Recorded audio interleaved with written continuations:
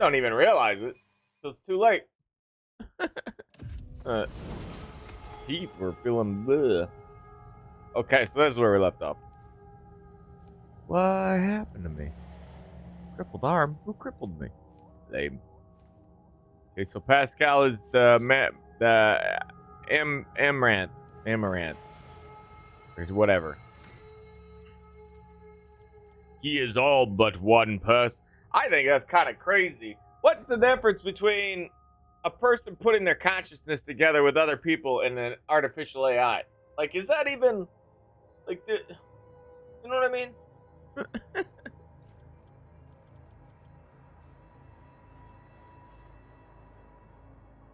want to see how the mic looks. Or not the mic. But, I like trimmed off the right a little bit more, so there's less of this. There's a lot more me over here. But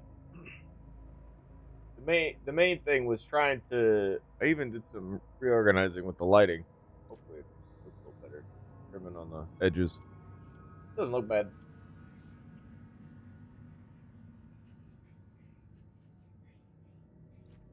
Anyways, whoops, buttons. Always have everything like right on top of myself. And earlier today, man, I was fucking with my pipe and messing with the water, and I think I was pinching my nerve or something. I think that's really what it was. Better posture with where I put my elbow, because I think I've been leaning on my elbow for a lot recently. It's not really great for your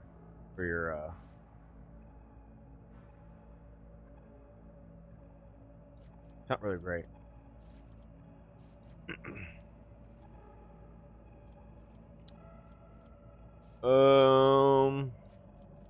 Don't think this is a second tier. Yeah, it's not a talent. It's a shitty talent.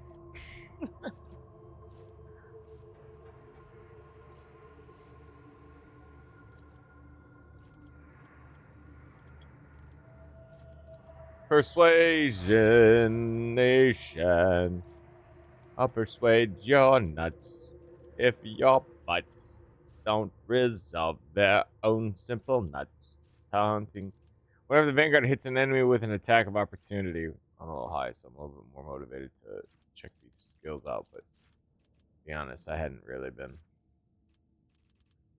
doing that to begin with. This man can move 180 athletics. What a boss. Guess I give him 4. Her awareness.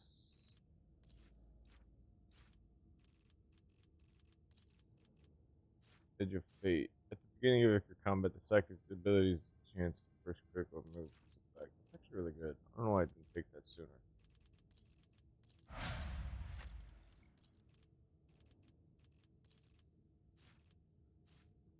I woke up today.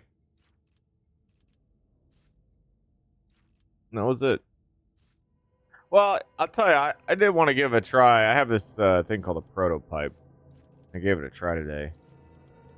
After a long time.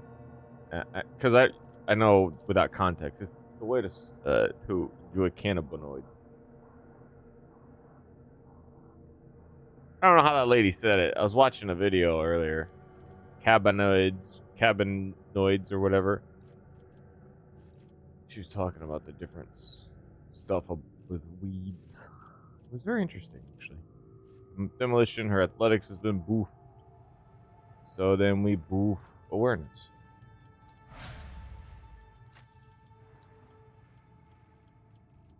And it was very interesting, the discussion, because they're able to do a lot more research now that it's legalized in certain places that have that the capacity to do that kind of research. Because let's be honest, doing research on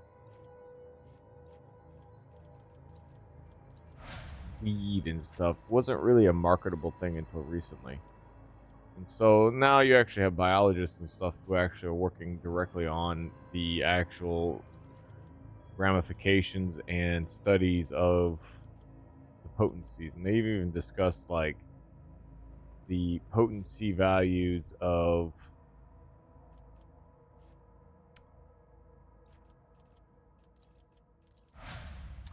like the potency values have even gotten better with weed itself. Like she was even discussing the idea of, well, not the idea, but one of the questions was asked was what's better, in grown or outdoors, and really what it came down to is that indoors has a higher yield and more consolidated THC, but what outdoors has more cannabinoids overall. Like it'll have THC, and then there's obviously there's variables and stuff, but that's kind of, so like if you really want a more taste derived bud, you want to grow it outdoors. If you want a higher yield THC, probably more more beneficial when it comes to like making liquids and stuff, like resins and the like, because you're pretty much burning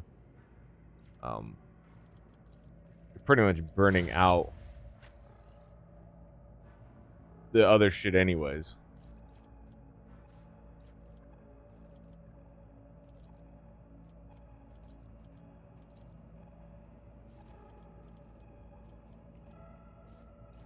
She didn't specifically say that, but that's kind of what I've surmised from it.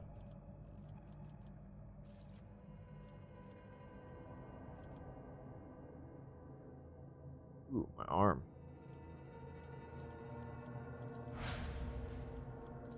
Like, kind of janked it up earlier today, unintentionally. Like, not really doing anything. Just, I guess yeah, like, honestly, like, I'm like a little surprised my arm is feeling the way it's feeling. Though I have been kind of shamefully,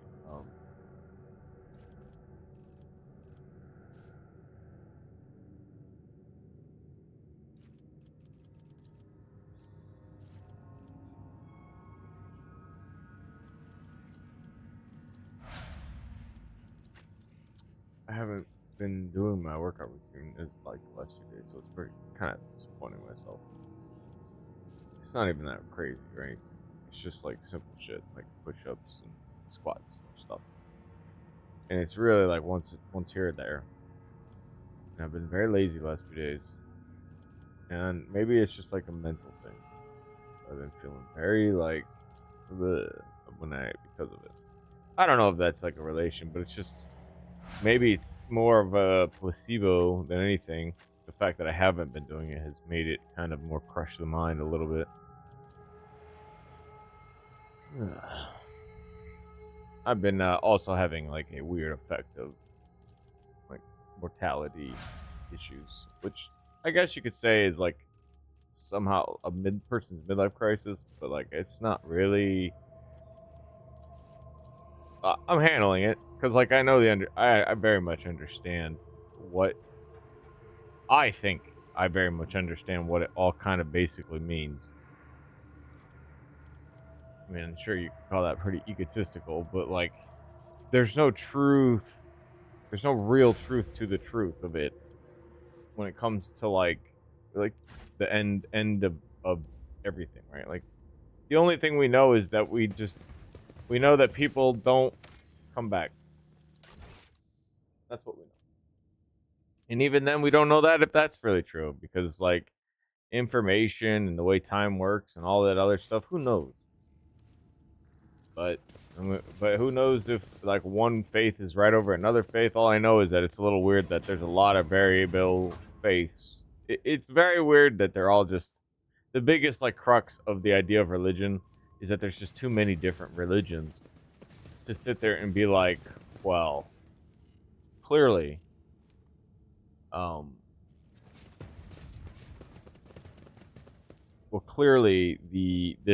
this is an obvious truth. And even in those truths of like what they tell you, like you don't experience the things that these books tell you are a part of life, right? Like the more miraculous personas of it are never actually ever witnessed ever again by anybody. Like, and that's the other weird thing too. Like, where's the magic powers these days? No. And that realization is also terrifying in both ways. Like for me personally, like I think it's absolutely horrifying to be a slave to some creature of divine power for the rest of your mortal life. Like that sounds awful. It doesn't matter how benevolent or well, it doesn't matter if either way, right? Like that's like your will is never going to be your own. That seems terrible. And then the other one of not existing at all seems horrifying, even if you don't. Like the recognition that you're not going to be around is a very terrifying thought. But you also come to realize the clichéness of life and the repetition of it too. Oh, I do like to see how things evolve. But at the end of the day, without the stipulations of basically summoning divine-like powers in themselves, you're not going to be able to do anything. Who knows? The world is entropic, or, it's consumption. How do you reverse consumption? Your Lordship, we are observing a large squadron of Adeptus Mechanicus forces. Many of the ships are badly damaged, judging by their position of the servants of the Messiah. They divided into two groups. I dare say they fight not long ago. I am picking up a signal from one of the ships. The ship is identified as the Von Balancia's dynasty vessel. You are being hailed by a representative of the Explorator Consonance Fleet. I always mess that word up. Query, it is the statement that the Messiah considered falling has come back true. Is that statement that the cycle will be discontinued true? Wish to know if their fratricidal battle should continue. What do you think I should answer? Tell them the statement is true. Amaranth has returned to reign and reunite his flag. Blessed Amaranth calls upon those who remain loyal to him to put an end to the unbelievers and thus mend the schism. Wait, does that mean I ask him to call for bloodshed or like peace? Because schism means gap, right? So tell them statement is true. Amaranth is returning to reign and unite his flock. I guess this one is better. We're picking up an active Vox exchange on encrypted frequencies between the Explorator ships. Incoming message. The Coxswain's fleet praised the new Messiah. The mistakes will be corrected. The unbelief will be replaced with faith. Let the cycle be discontinued. I don't know if that's the right choice for me, but I don't know when you're... Even when you can scum save, I don't have the energy for it. Who's this for? Argenta. All right. Yeah, we went here first because it sounded more pressing.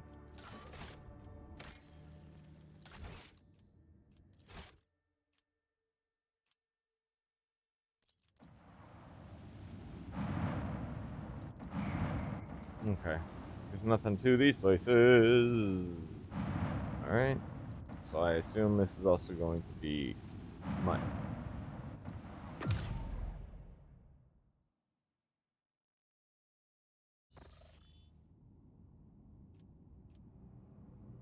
Alright. The only thing we haven't explored is the Imperium and Ray Taiwai. Tawi. Probably is more.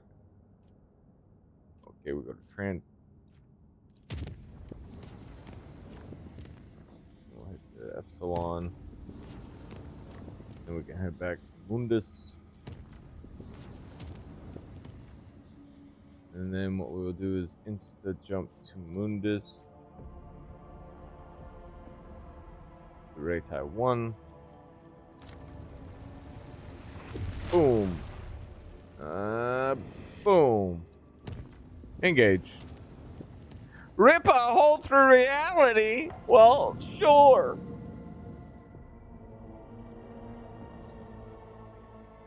You sometimes have to consider that when you're playing a game that is looking over people in a game that requires the idea that gods exist, you yourself should consider that even though you are constrained to the very ramifications of the game's story, like you can't really change the story and set the guidelines inside the story itself allows you to.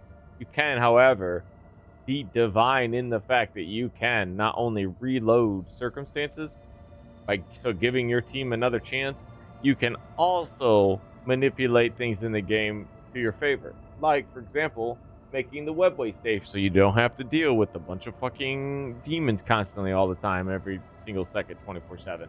Because you don't want your crew to die, just simply so that you can get along with the story a little faster. So you fight every battle and you're like, you know what, screw this. I'm just going to give my navigator a ton of power so she can see through the webway safely. And that's what's happened. Then that right there alone makes you a god. Congrats. Save it.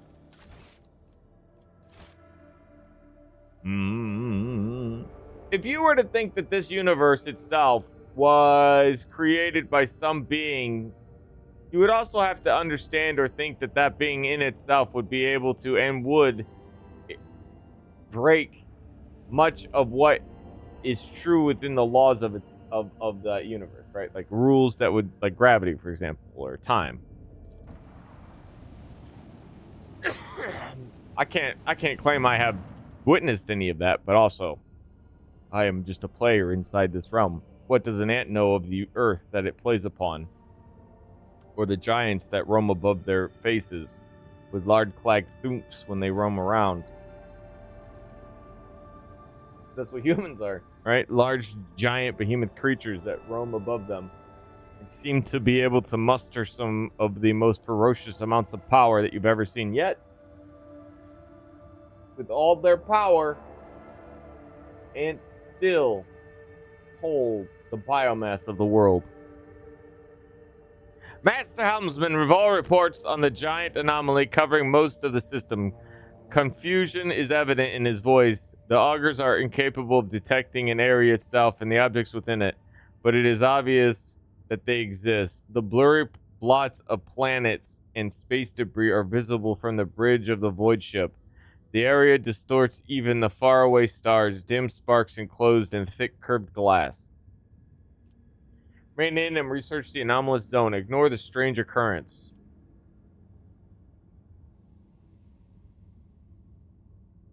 Okay. The ship's instruments are powerless before the aberration of the Ryath-Tawi system, but Lady Cassie is able to see much more. She describes the image as a purple veil of blind hopelessness, dotted with azure and crimson, in which the navigator reads the imprint of anger and pain. However, not even her sight is capable of piercing this veil. All right, fine. I need more technologies. I get it. All right. Game's like, not for you right now, baby. Okay, come back later. Telling me in a story way. Argenta, this is it. Solace Prime, the place where I suffered my defeat. I imagine that's how Argenta sounds. Very deep, smooth voice. She's a smoker. I take it back. That's not a hopeful smoker. I've suffered my defeat. No, that's not right at all. In this place where I am to pass my trial. Argenta's voice is emotional, trembling. Pretty accurate. I'm a goddamn genius. I'm a brilliant ass actor. Oof. Watch out, Denzel.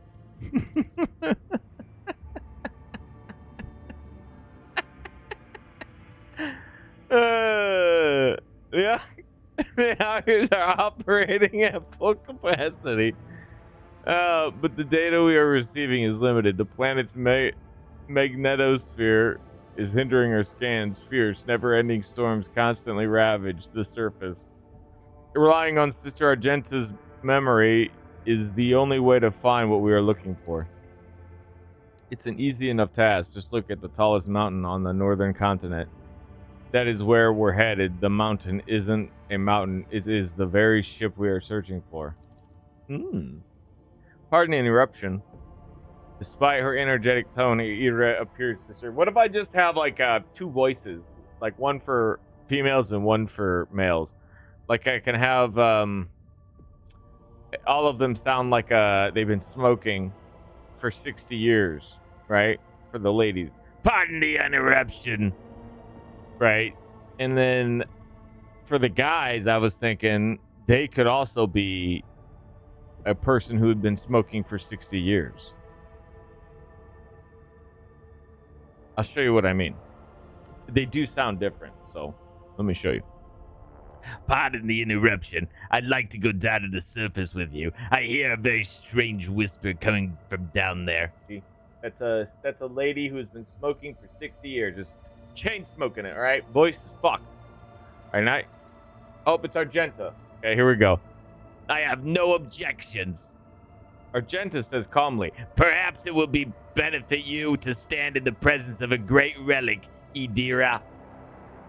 Okay, and then this is me, a 60-year-old man who's been smoking for 60 years, right? This is me asking a question. A ship that resembles a mountain. Hold on, let me rephrase it because it's a question. A ship that resembles a mountain? So you hear the difference between the male 60-year-old smoker and the female? You can tell that it's pretty crazily massive difference. Whoops, that's not. I guess it's an open question, anyways. I guess that doesn't matter. I didn't even want to. I ended up clicking this one instead. Classic. What should we look for once we get to the mountain? Oh, above all else, our mission is to search. I can't do that voice for long. It makes me cough too much. Ironically. I'm dying. This. Oh, God.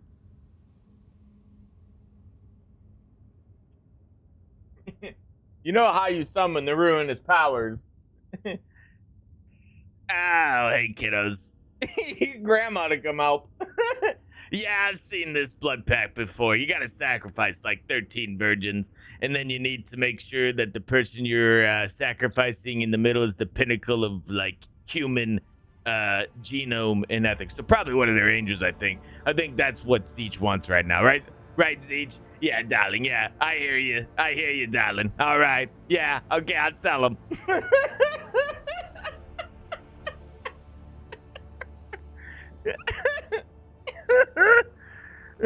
Yeah, Zeech wants you to make sure you sacrifice one of the angels, yeah. Uh-huh. Okay, darling, all right, I got other things to do. Corn's looking for a bloodbath down in Sector 3.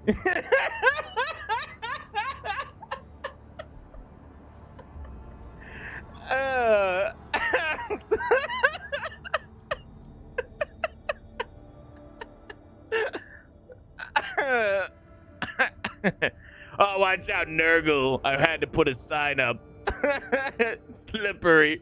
Watch your step. It slip. Floor slip. I couldn't even finish the joke.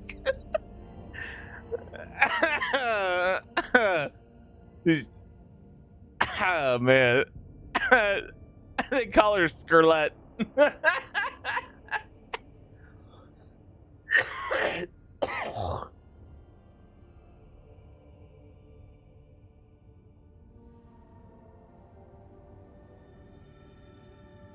Oh man, laughing too much. Things come up. Bro, I know I'm a gross human. You're welcome.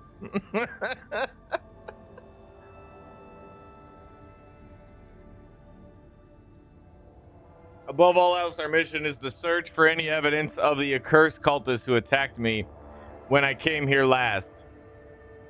I am still one of the sisters of Pronatus, and my primary responsibility is to protect the holy relic. If we succeed, I hope to complete my pilgrimage to enter the halls of the sacred ship and find the relic itself, the 1 star. Oh, honey, you don't want the 1 star. That's so contaminated with heretical chaos. I know, too, because I was there when they were talking about it.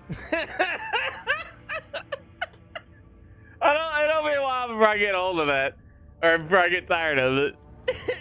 The chain-smoking granny that aids the ruinous powers in their endeavors. Yes, all right, yes. So Slanesh wants you to make this planet suffer a lot, like way more than a lot. You want me to give you tips? Now I'm doing your job? I got a lot of jobs, honey, and I'm not here to do yours too. Figure it out.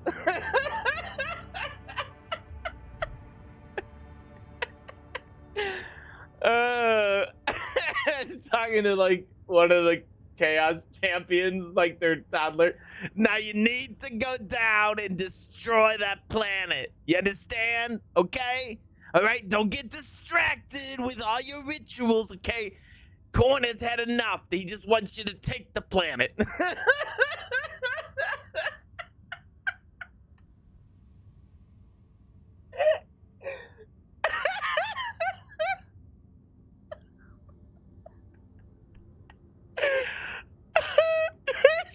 It's funny. It's like she's not warp corrupted or anything. Literally just an old lady who smokes. It sounds like that. That's like the most warped she looks is how she sounds. It's very deceptive. Oh man. Scarlet is potent. Is it a ship that resembles a mountain? Yes, Sargento sways with reverence. Legend says the ship fell from the skies, yet it wasn't destroyed by the impact. What was it? What was it, I ask you, if not a miracle and a testament to the glory of the Imperium and its saints? Wait, what? The fuck is this sentence? Whatever. It's probably right. I've felt like I've run into several errors throughout my playthrough. Whatever. If I ask you, if not a miracle and a testament to the glory of the Imperium and its saints. Like...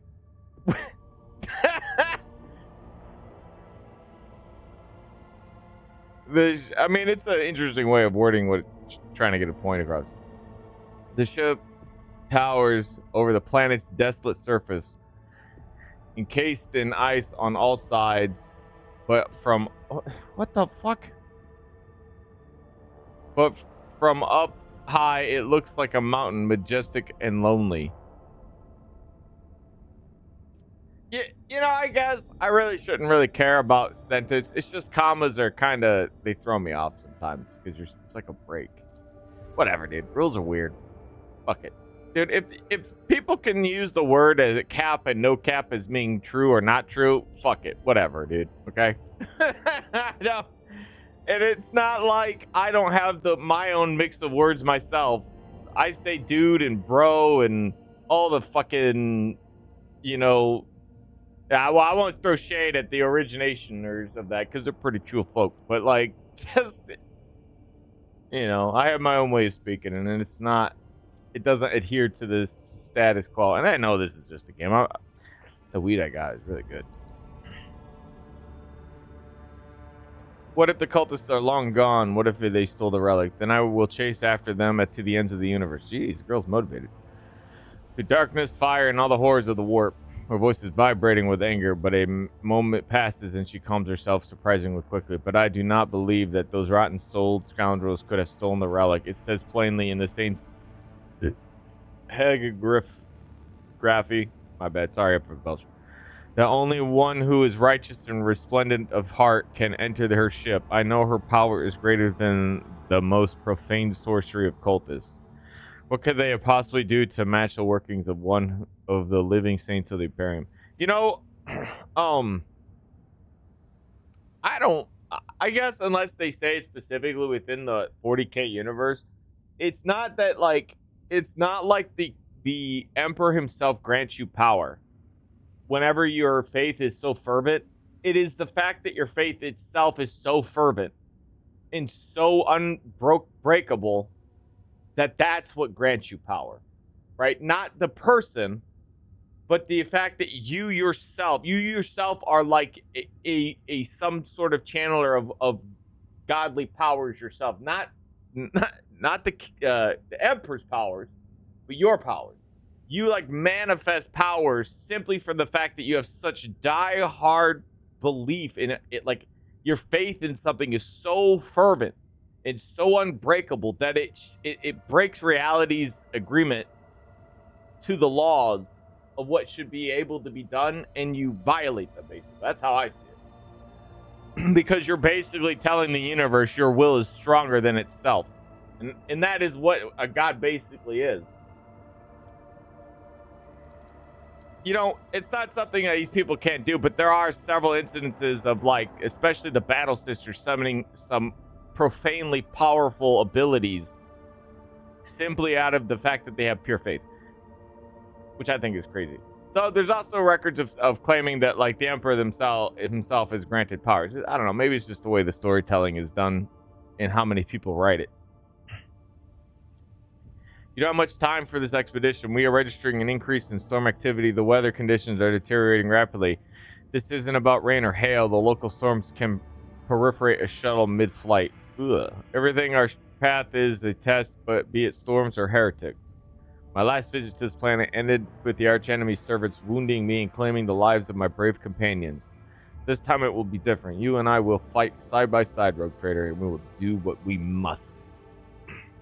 They lost track of where the planet was because there was a warp storm that wiped out all your trajectory information. Right in the beginning of the game, too. Very unfortunate, baby. Ooh. A crash site, you say?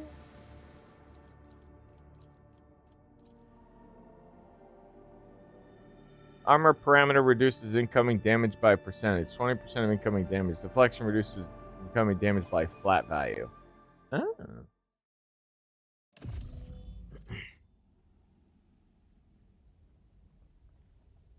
Camera angles.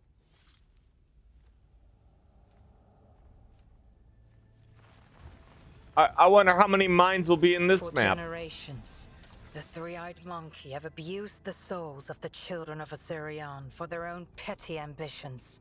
What is that, if not evidence of spiritual wretchedness? Twice per round. Whenever the wearer uses dash, all adjacent enemies suffer 30 minus perception. Dashing Aquila, huh? Tisiphone did everything to ensure that the house served the God Emperor and guided humanity in the darkness among the stars. In her eyes, this goal justified any sacrifice, both among the Xenos and among her own vassals.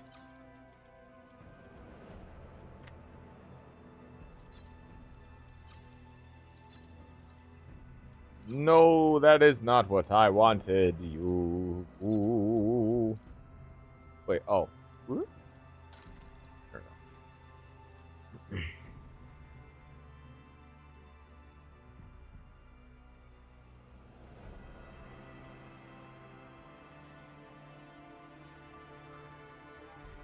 I think this is better. It is surprisingly nice to have it. If she can dash multiple times in each round, she literally is her. She is literally the dealer of destruction. Remains of the scrap coat from Kiva Gamma. Well, I don't think. I think I've already analyzed that stuff.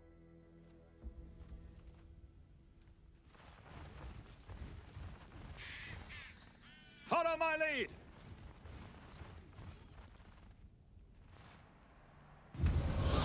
Oh?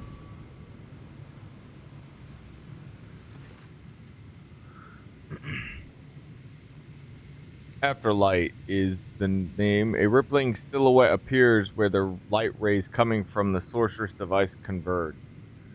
Ah, the little puppet of dogmas. The one who was so kind to bring me and my brother into this planet. You've returned to me, and just at the right time, too. Fury sparks in Argenta's eyes. Who are you? I do not know you, sorcerer.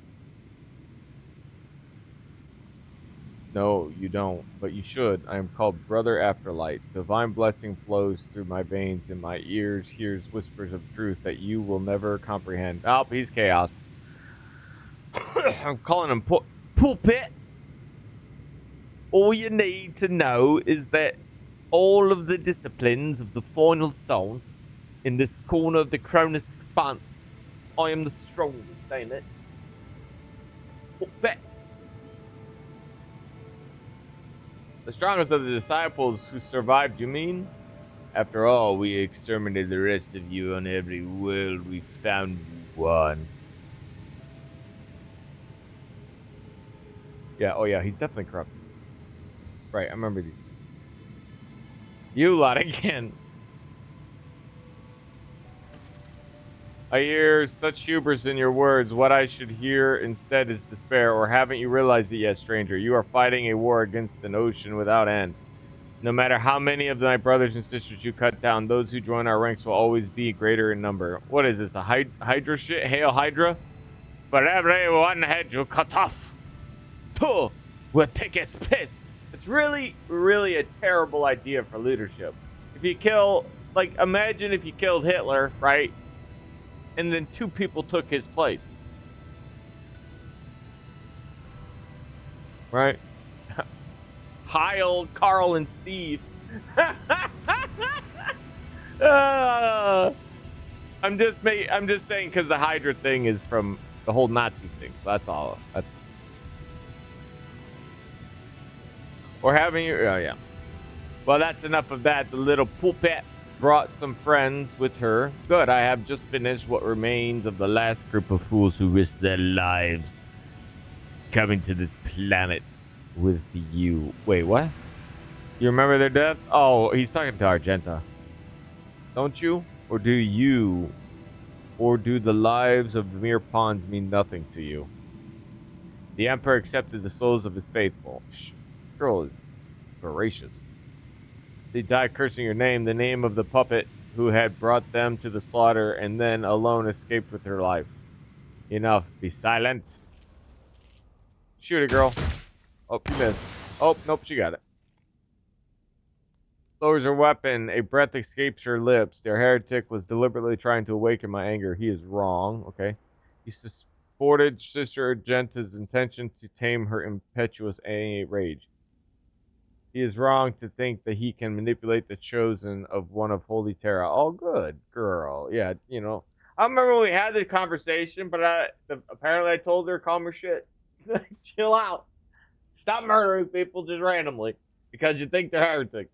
You need more information, and even then, you may not want to kill them. They may not be consumed by chaos. They might just hate the system where they're slaves. And those are very 2 different things. Too easily do you forget the blood that is spilt because of you, and too often do you name yourself the chosen of the Emperor and his saints. You will not lead us astray. Why restrain your anger when... But I thought Argenta waves a hand in frustration as if cutting through air. Your rebukes weigh heavily, Rook Trader, but we should return to our mission. Our enemy awaits, and so does a relic in need. Too easily do you forget the blood that is spilt because of you. It's true, man. And too often do you name yourself the chosen Emperor and his saints. Yeah, she also picks up that banner quite often. She needs some humility. Even I'm like, very rarely do I announce that I'm the Rogue Trader. I'm just casual about it. Hey, what's up, guys? Yeah, I'm a Rogue Trader. But like, you know, let's figure this out. Let's not try to cause bloodshed. I like, unless there's no choice, I won't use coercion or anything like that. I'll try to use persuasion and stuff, the more gentler of ways to make things end. Because, like, at the end of the day, you're trying to convince people to do things your way. And in real life, that'll never happen. There are some people, and I guess the game is a good example of it. There are just some people who, no matter what you do or say, are always going to be against your perspective or ideology. And that's okay, as long as what they think or do does not harm you. And I know there's a lot of like what my favorite, a good saying I like to say is like tolerance for the tolerant, intolerance for the intolerant. So like, if your ideology is intolerant and you want to be like the all-knowing superior race, well, you know, that's intolerance, and so I'm going to be intolerant towards you, right? You know, I will use my tools to do whatever it can to keep you from being able to attain power. And if it requires that, you know, I hope not. But like, those kind of people want to be the ones in power, and they'll push everyone out and they'll harm other people to do it. And those people aren't acceptable, right? Like, I don't care about religion. What I care about, from religion's perspective, is when they start pushing people out for the sake of it, right? When their religion is what matters, when their religious laws matter, like, now it's a problem. Because now they're hurting other people for the sake of their beliefs. That's unacceptable. And society can easily function with different ideas, man. It really can. But some ideas should be purged because they are intolerant ideas. Remember, tolerant for the tolerant and intolerance for the intolerant. And with a dash of forgiveness, people change their ways. You can always forgive that. It is not easy, but you can do it. And so we meet face to face. Afterlight does not look alarmed or tense, merely somewhat puzzled. Welcome to my temple. Your every word defiles the air of this place, heretic. The threshold of the sacred ship is not your temple, and it never will be. You have no idea how mistaken you are. Afterlight nods at the unmoving ship and the sinister-looking device nearby. Oh, this is it. Hulk of a ship. For a long time now, I have been preparing to bend this relic of your cult of puppets to my master's will. Your Imperium lackeys are blind, stubborn, and carry the stench of dead flesh whenever you go. But you make for good sacrifices in the bottles of your worship. Worship. Fucking greeting. Make for superb material for artifacts. Miracles in the Arch Artificer.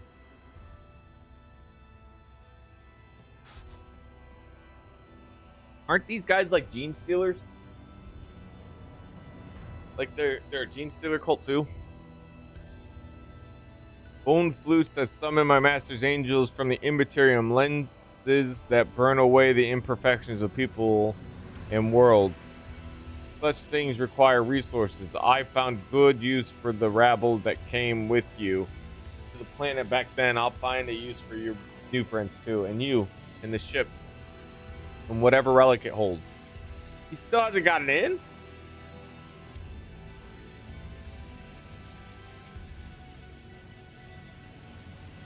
And for that, you died. No more words. Die, heretic.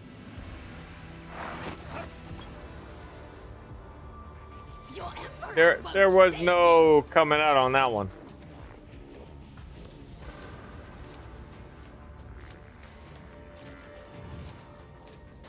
Henrik. Katya. Dara. Argenta. Jay. Ufar. Ufar, you have really crappy range, guy. Pascal doesn't though.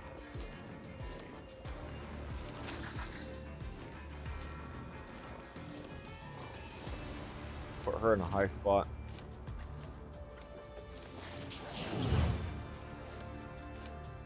Cabela.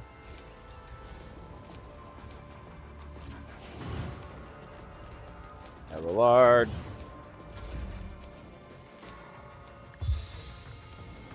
Nothing I can't do.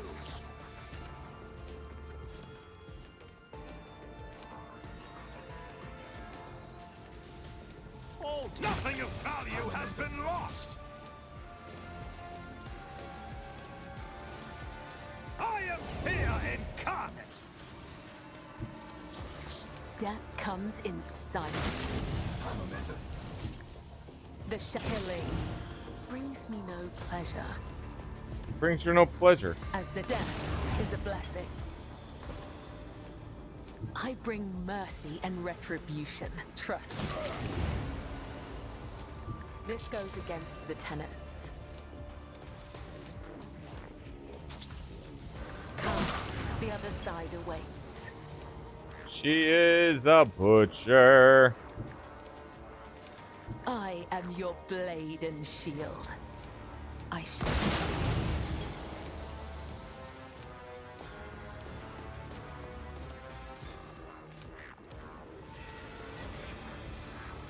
The undying Emperor whispers his will. Wait, why? Death is a blessing. As honor ordained, come, the other side awaits. A dance of blades and shadows. Trust me. Let thy blade be drenched in blood, This and thy blessing flow through is my veins. like she gets all the slaughter she wants, but there's more of these fellers. I need to destroy these.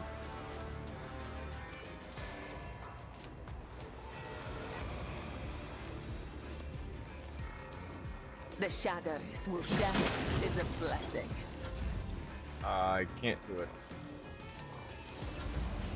Not without. You've got a problem. You're not fun. There we go.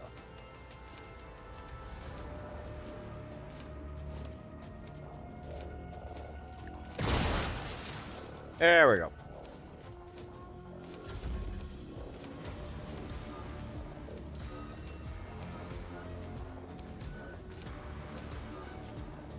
I will leave footprints of scarlet. Ha! A tribute to the undying Emperor!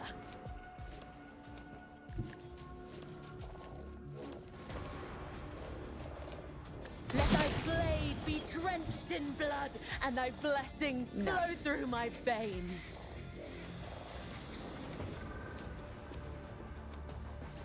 Is that like a projection? Death comes in. Oh, I see. Trust me. Come. The other side. I don't know why the game keeps doing that.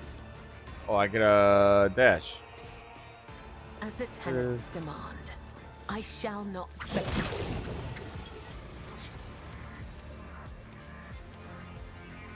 Trust me. I bring mercy and retribution. Death is a blessing. She is ferocious. Oh, there's somewhere to left. Okay, this guy.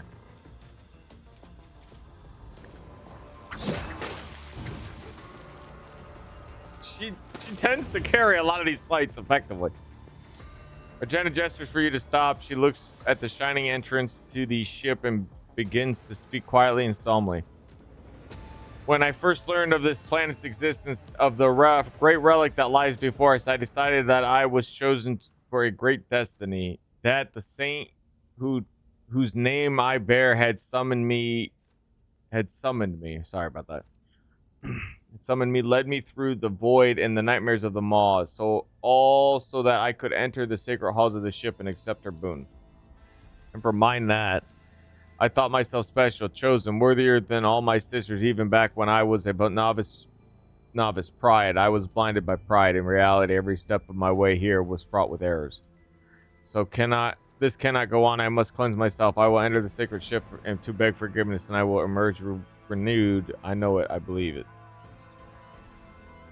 That also is in itself a prideful thing, right? Like, she's like, I've been prideful, so I'm going to go in this ship to beg for forgiveness so that I can come back, the Emperor's light again. Like, it's an arrogant thing to say in itself.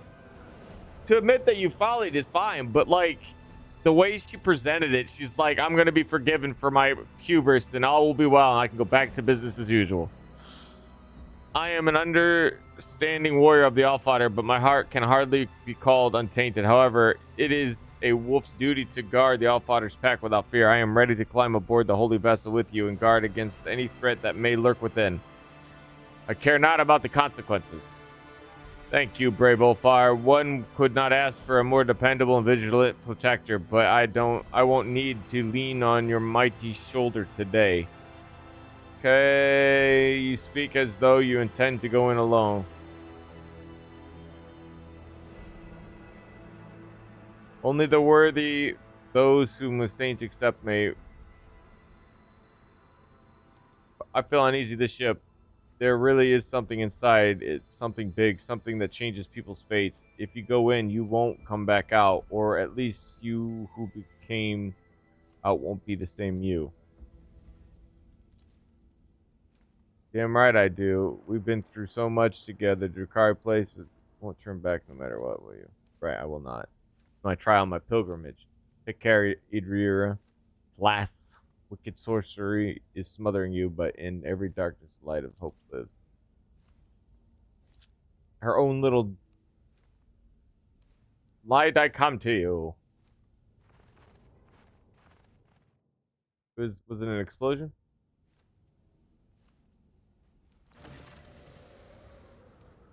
Lord Captain, please return to the ship, I urge you.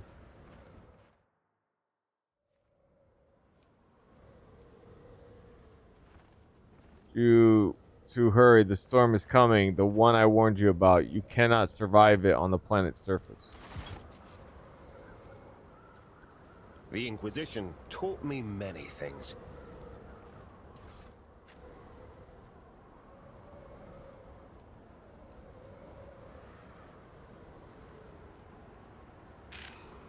A new challenge for me?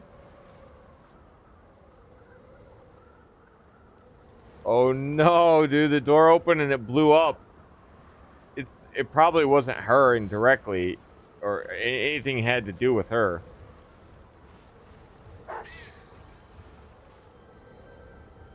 The charges blew, like a charge blew, meaning someone didn't want the doors open to begin with.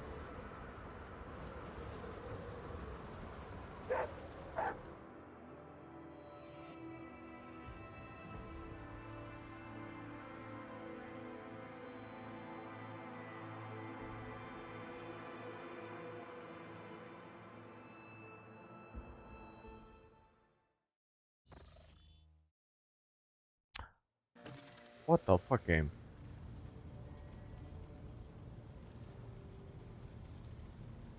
Shows no sign of her former stubborn audacity. Her eyes have sunken and her face looks haggard, yet filled with a certain desperate zeal that you do not remember for seeing before her.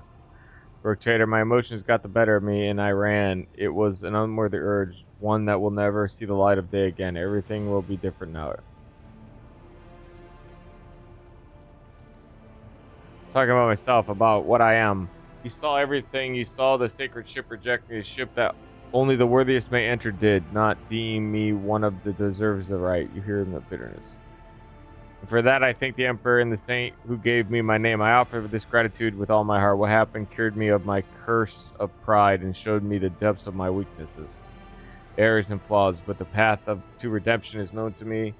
It always has been. My mentors are not here to conduct the appropriate rites, but it matters not. In my heart, I am now a sister Repentia, one whose sole remaining purpose is to die with honor and atone for her transgressions. She has killed a lot of people.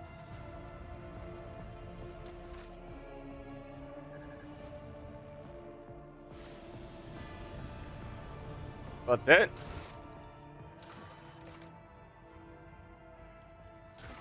Mission's over. Argenta didn't get nothing out of the ship. I wonder if you're actually able to.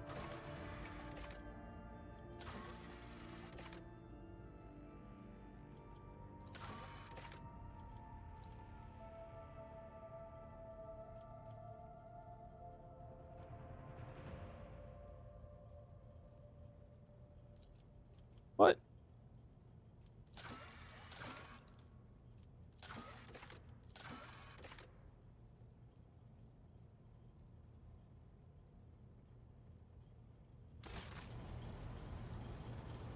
I don't remember any of that shit. Whatever.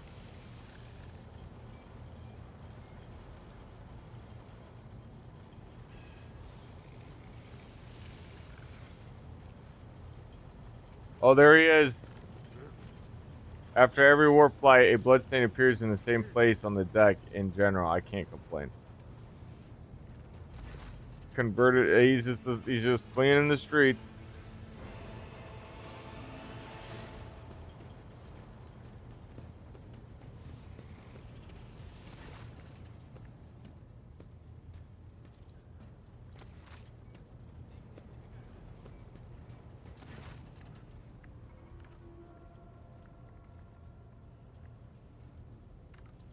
Following you into the flames of battle will grant me a chance of purification. And that is all I want. It is all I think about. A righteous death and peace thereafter. Now she's a masochist.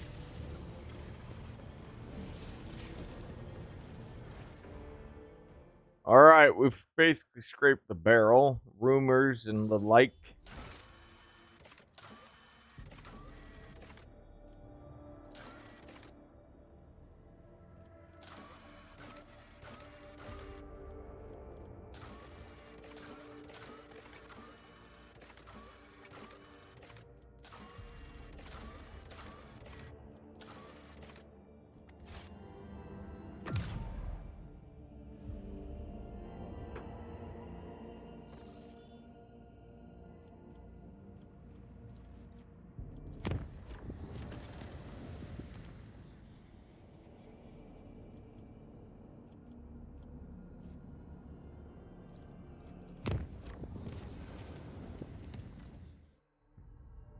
Foulstone's got an issue, eh?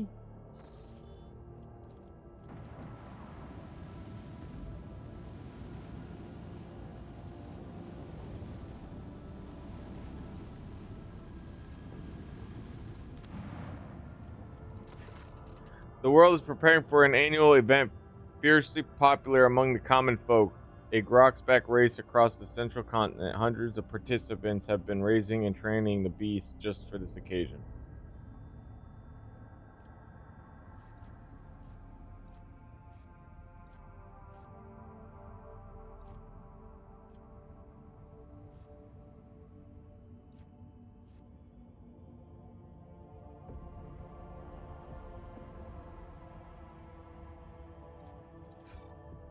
Stupefied by Rogue Trader's tension, the people watch in awe as the Lord Captain overtakes the other competitors and prevails in the race. Rogue Trader's reputation grows both among the common folk and with his allies. Sound like some kind of fun. Let's not give them weapons. That would have been horrifying. Party, let's have some fun. Run around on I don't know, like there's some. It's an animal. It's an animal you eat in this universe.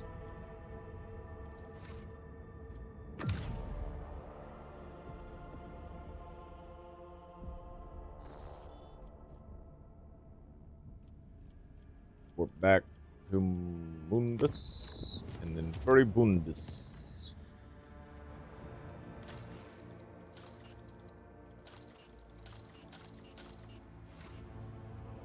Sometimes you check just to see if you get some resources. I think there's a limit, simply because like you won't need, like, you only need so many of the extractums, because then you've taken every single place territory, right? So why need more of those?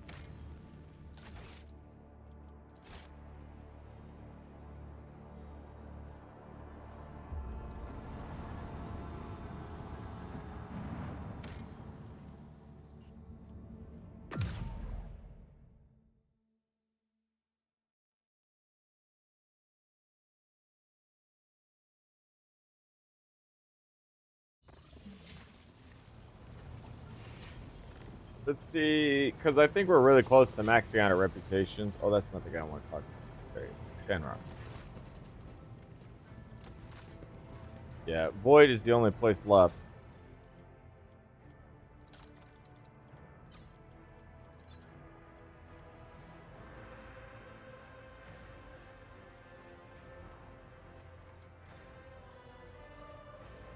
And considering what I don't have around, it'll probably take me quite some time.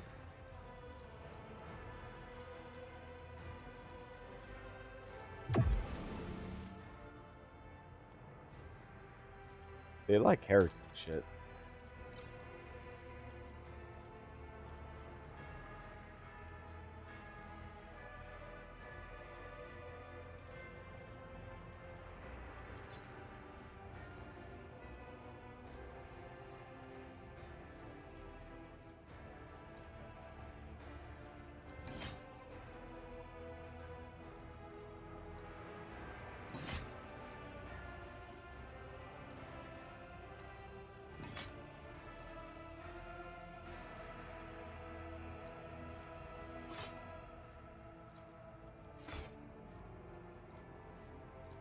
I think if I scrape the barrel, I could theoretically.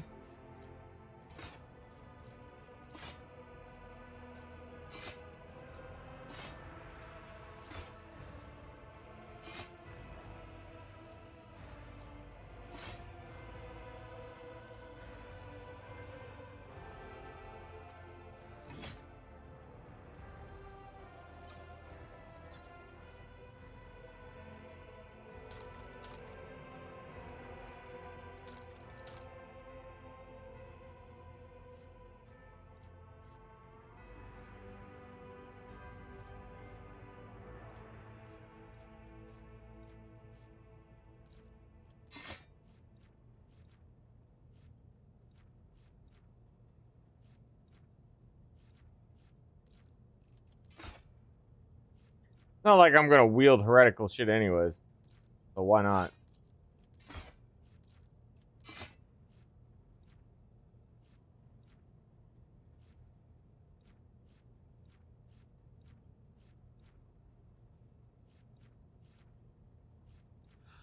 tongue licking out of habit.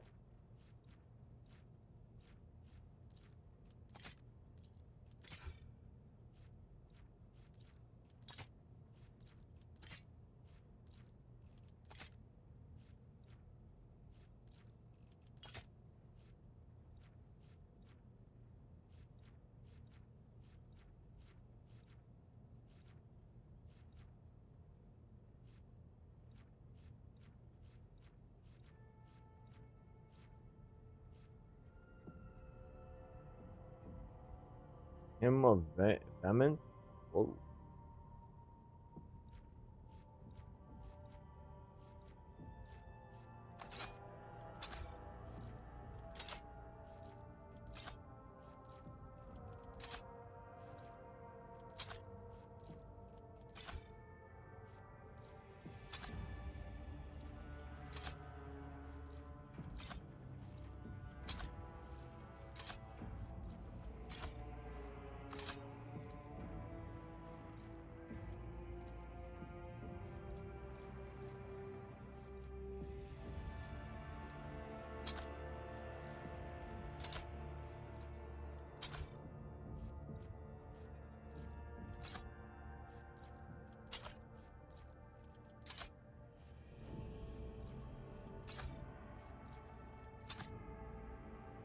Gathering a lot. I mean, like, why not, too? Because I've had this crap on me for so long.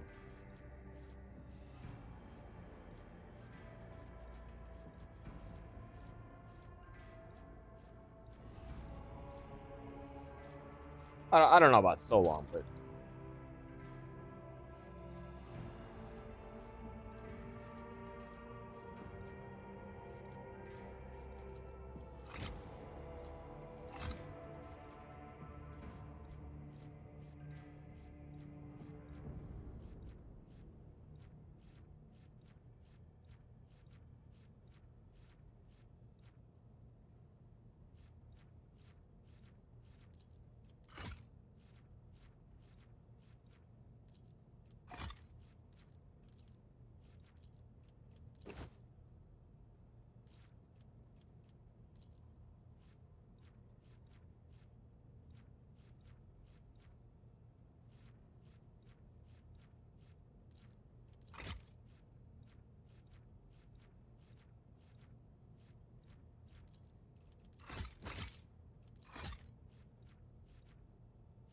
hideous, I know.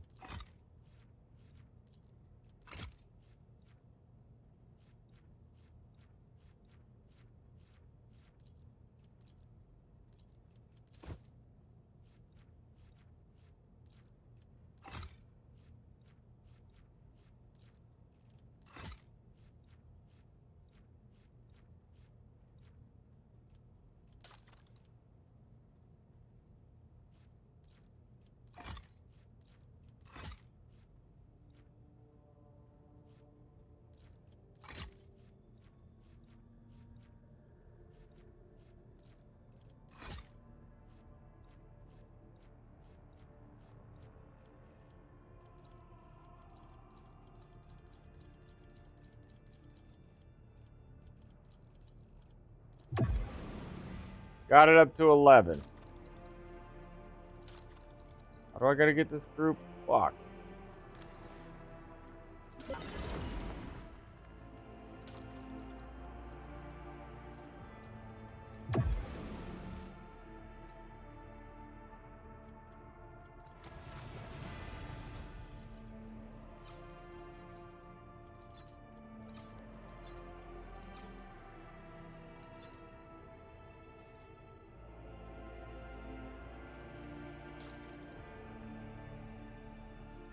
I mean, unless, what is it? What? Yeah, see, you only get 100 out of it, though.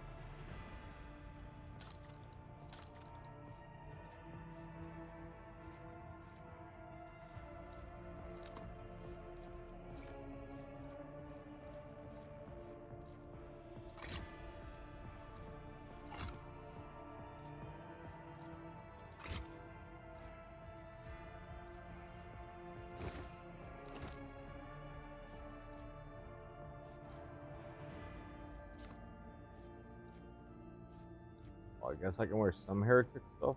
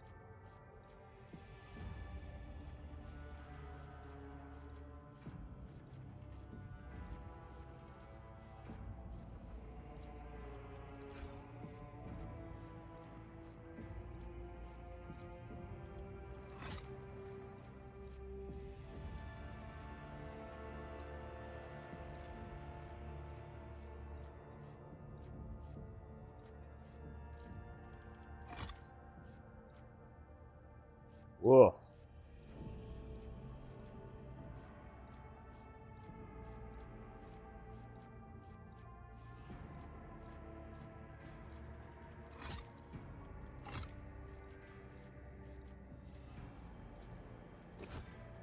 I have acquired a lot of things over time.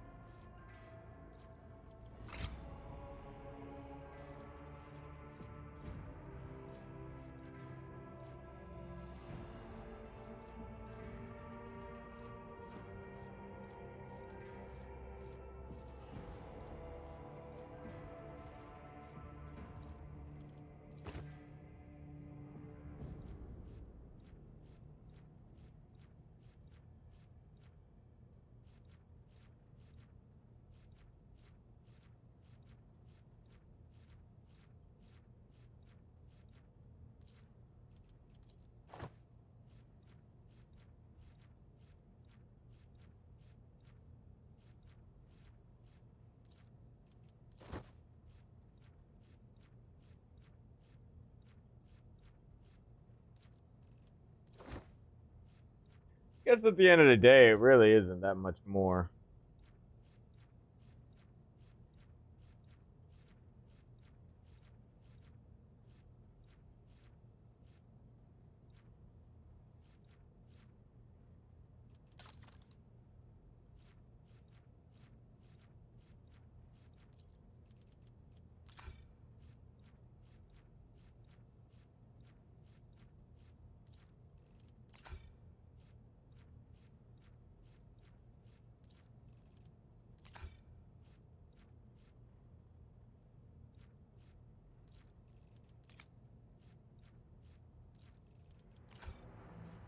Getting quite a chunk out of bombs and stuff.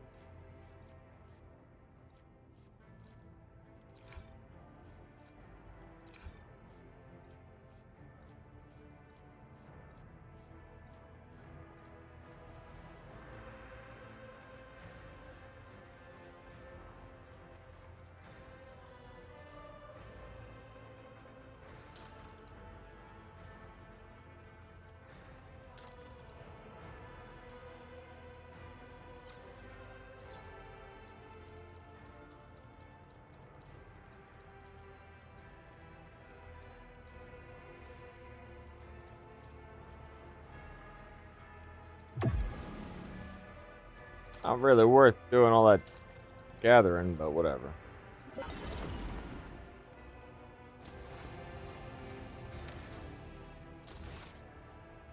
We drained the banks pretty hard. Like, well, more like the cargo ship trying to level up the other reputations.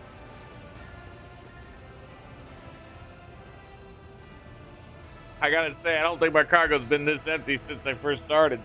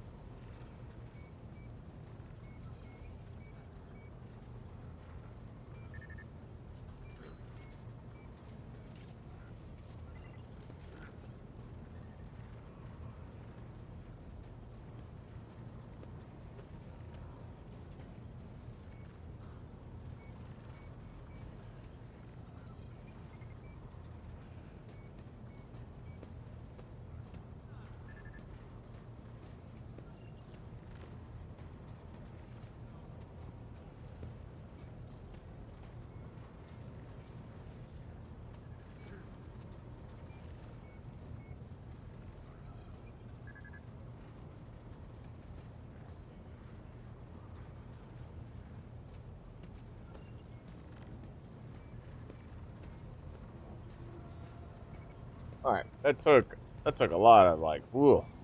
I'm gonna smoke, but don't worry, I'm not gonna leave you hanging. Got you covered. Well, not this. Nah.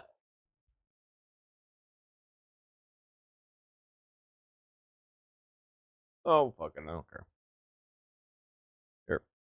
Live action Snow White script for me? Bah. Yes, sir, I do. Oh boy, time to tap into that hardcore Snow White audience. So at the beginning of the movie, we find out that Snow White's parents named her that because she was born in a snowstorm. Naming your kid after the weather conditions at their birth is a good strategy. That's why I named my son Mistifer. It's why I named my daughter Partly Claudia. Anyway, a couple of years later, Snow White's mom dies. Dies from what? From being a parent in a Disney movie. Oh, that'll get you. So then the king meets the evil queen and marries her. Why would he marry someone named the Evil Queen? Should have probably been a red flag, yeah. Do you have anyone in mind to play her?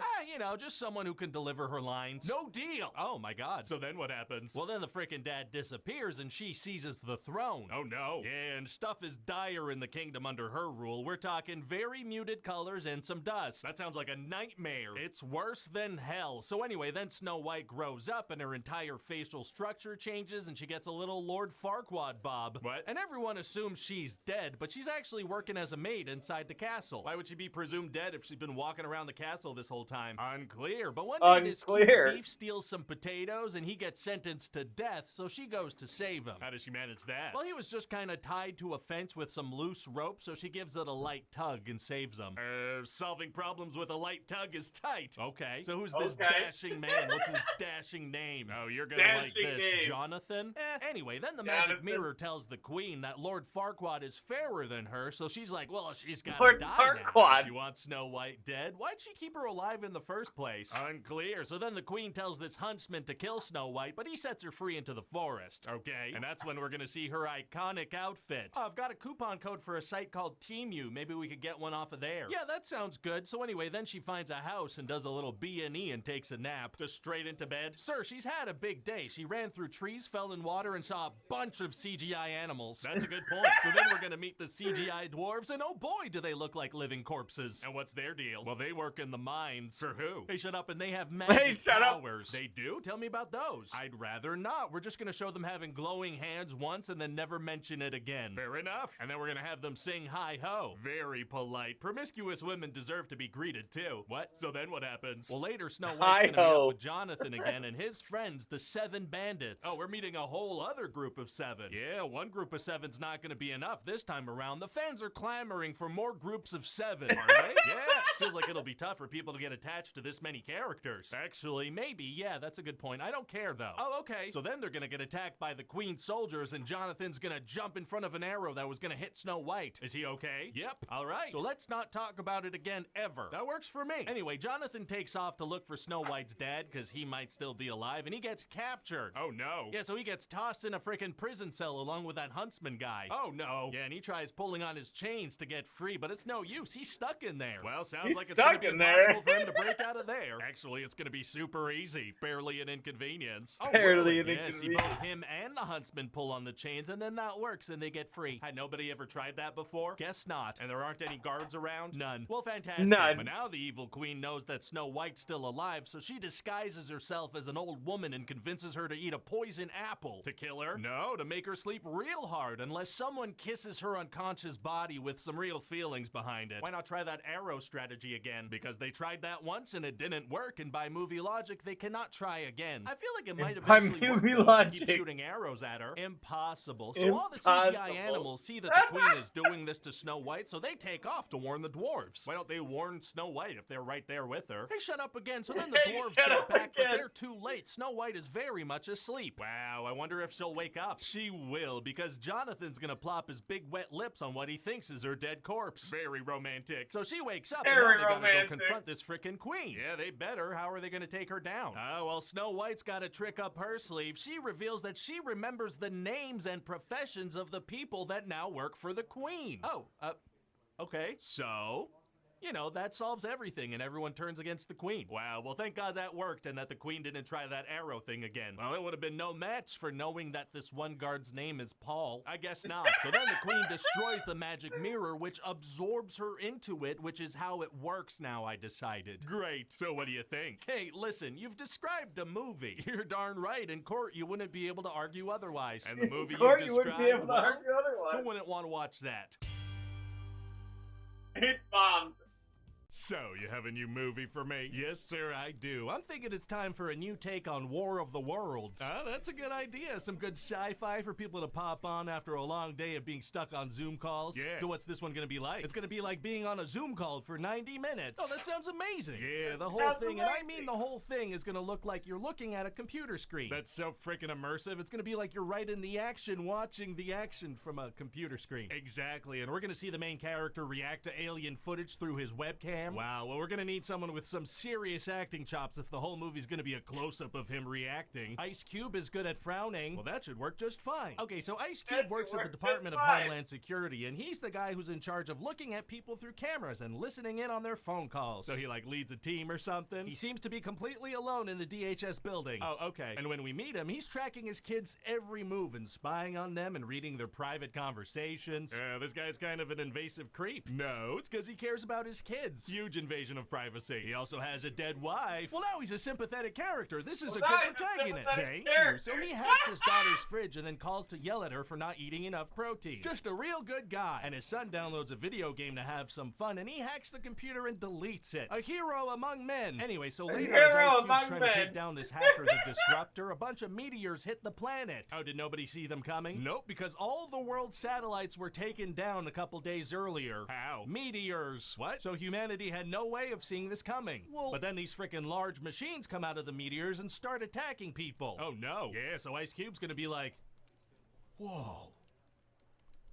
Oh my goodness. As he watches footage, that's right. But then he wants to go help his daughter who's injured, but he can't leave the room because the door is locked. Dang. So how is he supposed to get through a glass door and exit this room? Impossible. So he returns to his computer and hijacks a Impossible. Tesla for her and self-drives it to the hospital. Shouldn't he be helping with Homeland Security? He's getting to that. Okay. He's so now getting he's to gotta do that. this super action-packed thing where he puts together a presentation for the president. Oh. Yeah, so we'll see him taking screenshots from cameras and from the news news and whatnot. He's getting his information from the news. Constantly, yeah, the news is reporting on things before he can even find them out. So he presents this to the president, and the president's like, yeah, we should shoot the aliens probably. Wow, well thank God Ice Cube gathered some screenshots on his computer and organized them into neat columns. Oh, heroic spreadsheets are tight. But then we're gonna learn that the aliens are actually here to eat our data. What does that mean? Data is their food. What does that mean? They think our data's so freaking tasty, so they start eating all of it. And as Ice Cube's looking at his dead wife's Facebook page, they eat that and it disappears in real time. Aliens eat Ice Cube's dead wife's Facebook page? How quickly can we put this movie into production? And they start eating everybody's data, and the military's data, and the government's data, which means, well, freaking passenger airplanes fall to their deaths. The planes die. That's what we're gonna write on screen. Yeah, and then obviously all military equipment and planes stop working, and tanks, no more tanks, because the data was eaten by aliens. Yeah, because how can a tank if it's data tanks? You're making a lot of sense, and I like that. So then Ice Cube's gonna find out that his son is the hacker he was looking for. How? Well, he like undoes the hacker's voice modifier and realizes it's his kid. He had never undone the voice modifier before, despite having that ability this entire time. Correct, and it turns out his son knows that the government started this surveillance operation called Goliath that they knew would attract aliens. Oh, they knew about the aliens' data diet. They sure did, but they wanted to see inside people's Amazon carts real bad. Understandable. So then Ice Cube confronts the director of Homeland Security about it. Oh, is he gonna beat him up? Well, no, he confronts him over Zoom. Remember, this is on a computer screen? Right, well, that's just as exciting and cinematic. You'd know it. So then this freaking guy locks him out of the DHS system. Whoa. So he has no choice but to join his son's hacker squad and upload a YouTube video exposing the whole thing. Oh, the aliens didn't eat YouTube yet? No, they ate Facebook. They did not eat YouTube yet. Well, fantastic. But now the government wants to destroy Washington, D.C. so they could cover up the Goliath and protect it with rubble, which is actually inside Ice Cube's building. How do they plan on bombing it? With bomber planes. I thought all the planes were down. Hey, shut up. So now Ice Cube teams up with his son and his daughter to make a virus to take down the aliens. Oh, his daughter too? Yeah, she's a scientist and she made a cannibal virus that they're gonna combine with a computer virus, and that's gonna kill the aliens. Well, I have no further questions. So Ice Cube needs to put this virus into the mainframe with a thumb drive, but he doesn't have one of those. Oh man, gonna be tough for him to save the day now. Actually, it's gonna be super easy. Barely an inconvenience. Oh, really? Yeah, see, his daughter's boyfriend's an Amazon delivery guy, so Ice Cube puts an order in for a thumb drive on Amazon.com. So now the guy, he can fly a drone with the thumb drive over to Ice Cube. The Amazon product placement might be a little too subtle. Can we kick that up a bit? Way ahead of you. At a certain point, the drone falls and they give a homeless guy $1,000 Amazon gift card to go risk his life and flip it. Perfect. So now Ice Cube, who has finally figured out how to get past that pesky door, has to run to Goliath, and he encounters one of the alien tentacles and he kicks it and he's like, "Move, bitch, get out the way. I am going to spend real money on making this into a real movie." So then Ice Cube saves the day and he decides he's not going to work for the government anymore. Instead, he's going to keep an eye on them. Wow, wow, wow, wow, wow. And then he gets the most valuable reward of all, like a medal or something. A tweet from Joe Rogan himself. Whoa! I know. Damn, well, there's no way people won't love this one. Yeah, no shit, it sucked. So, The yeah, white new Captain people America won't like movie this for me. one. Yes, sir, I do. So the last time we saw Sam Wilson was in his Disney Plus show, and he solved everything by telling a senator to do better. Oh, yeah, that was so iconic, the way he was like, "You're not very good at your job." Is he gonna save the day with a speech to a politician in this one, too? Well, I don't want to spoil it, but yeah, he totally is. Oh, my God, this is why people watch superhero projects. Yeah. So tell me about this thing. Well, what if I told you that part of the plot revolves around mining rights? I would scream. Part of the plot revolves around mining rights. Oh my God. So what kind of mining rights? Well, remember in the Eternals, there was a giant celestial head that popped out of the earth and then we never spoke about it again? Introducing concepts and characters and not referencing them again is part of the brand now. Right, well, I figure we start tying up some of these loose ends. So turns out the celestial head is full of adamantium. That's the stuff Wolverine uses to stab people. It is. So the president of the United States freaking wants a treaty about this stuff. And who's the president? Thaddeus Ross. Remember him? Yeah, kinda. And also remember Dr. Samuel Stearns from The Incredible Hulk almost 20 years ago? Oh, Yeah, we teased something about him back in the day, didn't we? We did, and in this movie, we're gonna pay it off. Let the tease ripen for a couple of decades, sure. Yeah, and so President Ross is a little sad because he's now estranged from his daughter Betty Ross. Remember her from The Incredible Hulk almost 20 years ago? Wait, is this a Captain America sequel or an Incredible Hulk sequel? Well, sir, that's none of your business.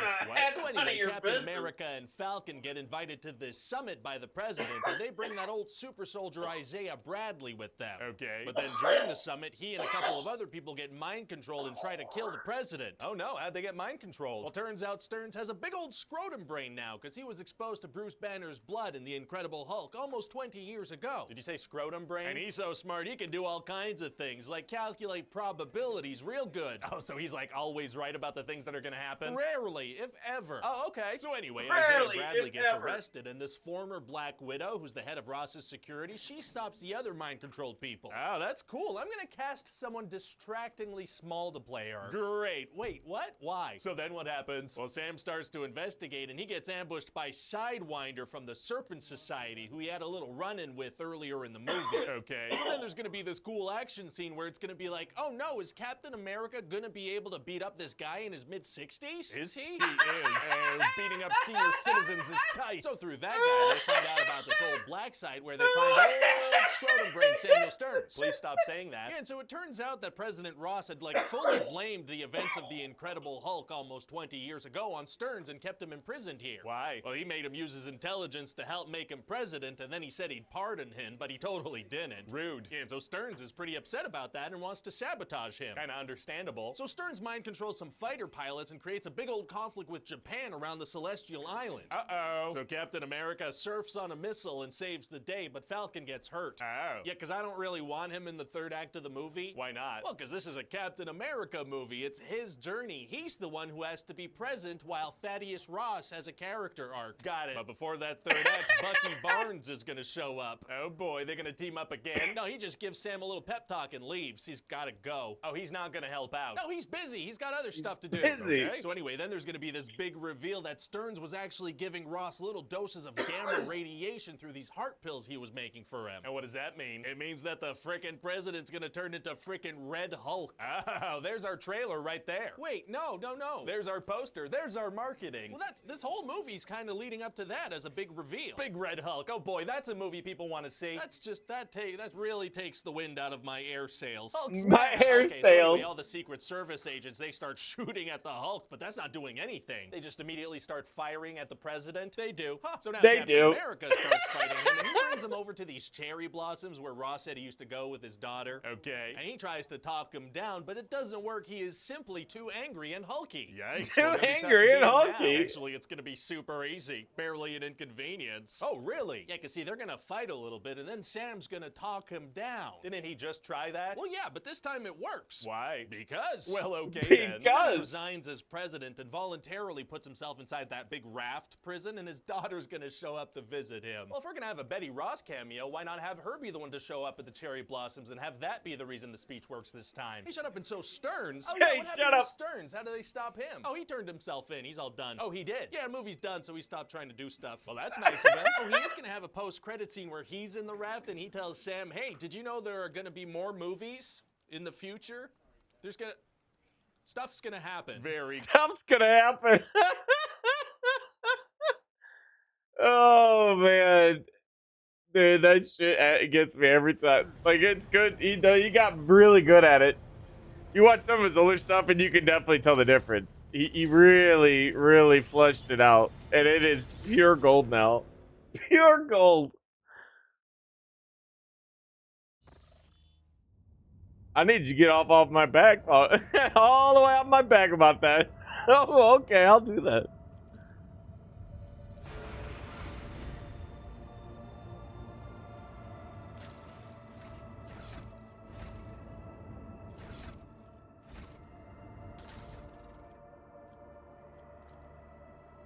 Let me get off that thing. Oh yeah, we did level up. Right, I remember. Oh, I see. So you'll be able to likely own almost everything? Yeah, you will be able to. Interesting. So, okay, you don't get left behind on anything. I get it.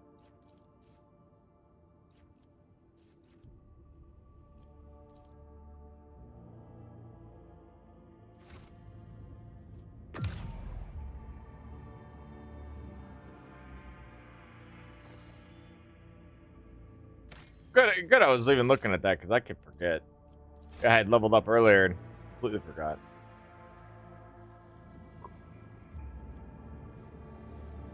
Oh, I forgot what I was doing because I got high. Because I got high. Because I got high. Because I got high.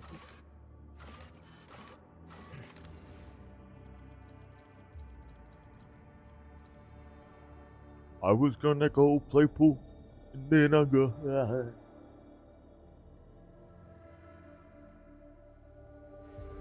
The base of this cup is actually heavy enough to make you think there's liquid still in it.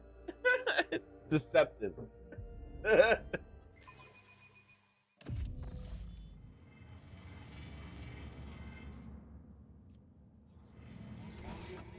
I was gonna go play pool, and then I went out. Victory awaits!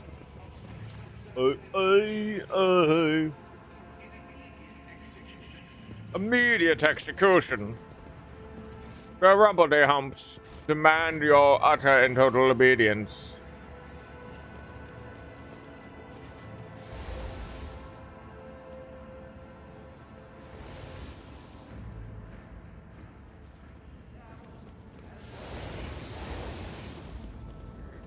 Oh wait, why am I here? We gotta go question the guy. Liege Palace, Footfall, Atrium Pool of Bundus. Oh, look, everyone's in a line. They all supposed to be judged. Is she still in here judging people? Time has definitely passed.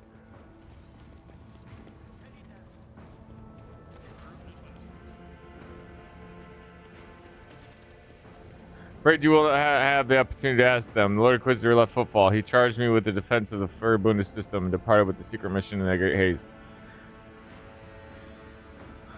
Okay.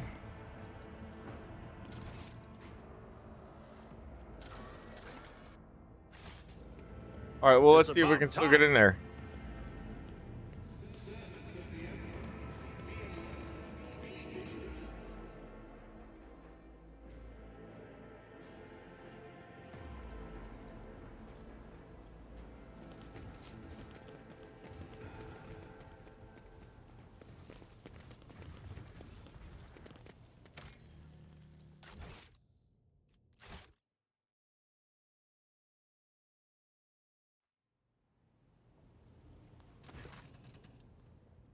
How can I be of use, your lordship? Something tells me, Shireen, that we've missed our engagement with the Lord Inquisitor. So terribly rude of him to have departed in such haste, leaving us to wonder what he is planning. Arrows of Cronus. We are too late, Alantok. At your word, I will track down the monkey. The hall bears the marks of a cleanup, quick, thorough, and unceremonious. The smell of ash from burned reports hangs in the air. Every trace of Lord Inquisitor's stay at the palace has been destroyed. The only remainder of it is the elderly servant sticking out like a nail amid an empty space. Inquisitor is away on urgent mission. He abandoned you then? My master has no need of my services on his present expedition. I was tasked with cleaning up. I was instructed to tell your lordship that the Lord Inquisitor advises against making the inquiry. The outrageously rude words are spoken in an impeccably polite tone. Yeah, well, I did not like that.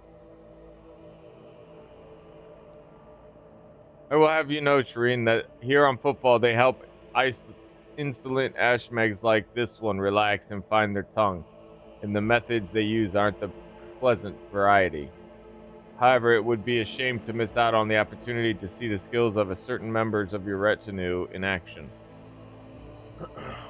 I'm offering you my services as an interrogator should you find it necessary to extract the information you need from the what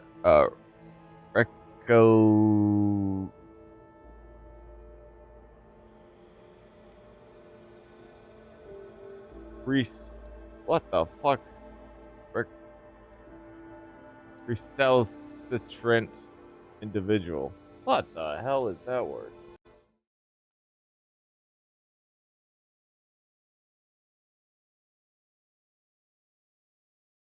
Recalcitrant. Recalcitrant. Having the uncooperative attitude, especially towards authority or discipline. They just keep finding new words to talk about rebellion. Recalcitrant. Recalcitrant. Recalcitrant. Recalcitrant. God damn it. Learning even when you're my age is important, as things will keep changing and you shall keep up or let yourself drown in the back of the pound. For now you don't have any single ounce of sound. Tell me where he went or else. Hendrix, wait. I'm offering you my services as an interrogator should you find it necessary to extract the information you need from this reluctant, recalcitrant.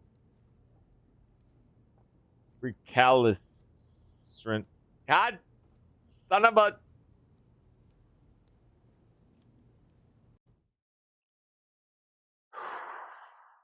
It's the weed. Recalcitrant. Calcitrant. Keep that up.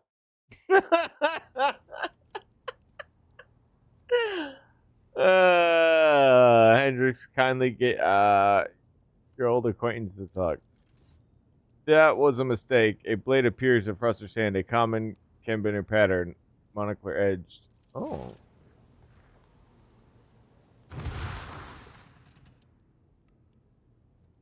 I didn't see what happened. The gleaming blade makes a series of lingering flashes at you. Your retainers. You very narrowly dodge the stabs aimed at your eyes and throat. Grab hold of the man's wrist, which might as well have been made of stone, and start twisting it out of its cracking joint. A crushing elbow blow connects with your jaw, but the lightning fast hand-to-hand fight ends in your victory before you even realize you have been attacked.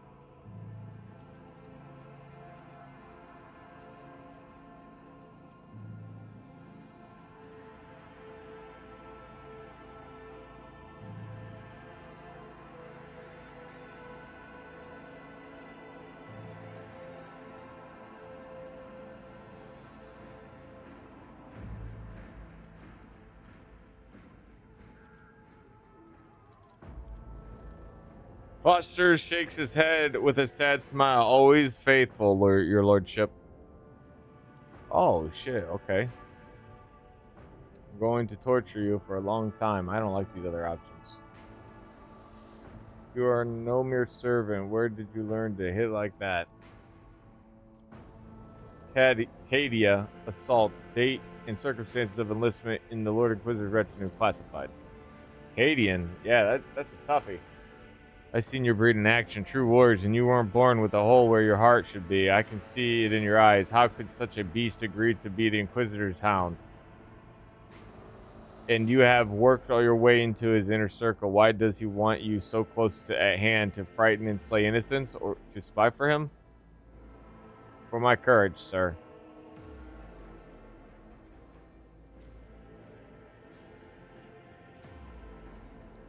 My master told me to stay behind to prevent the possibility of pursuit. Your meddling in the Inquisition affairs is a mistake.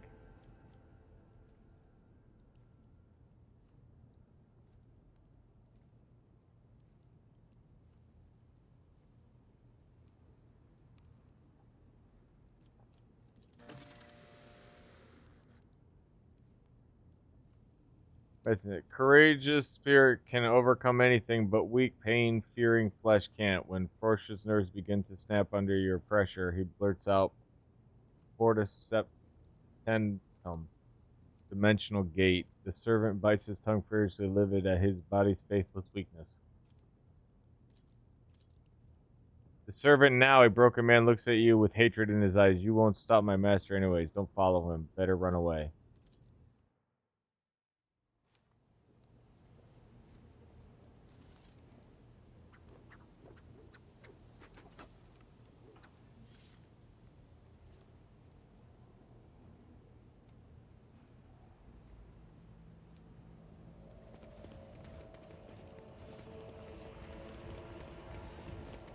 I guess I got the job done.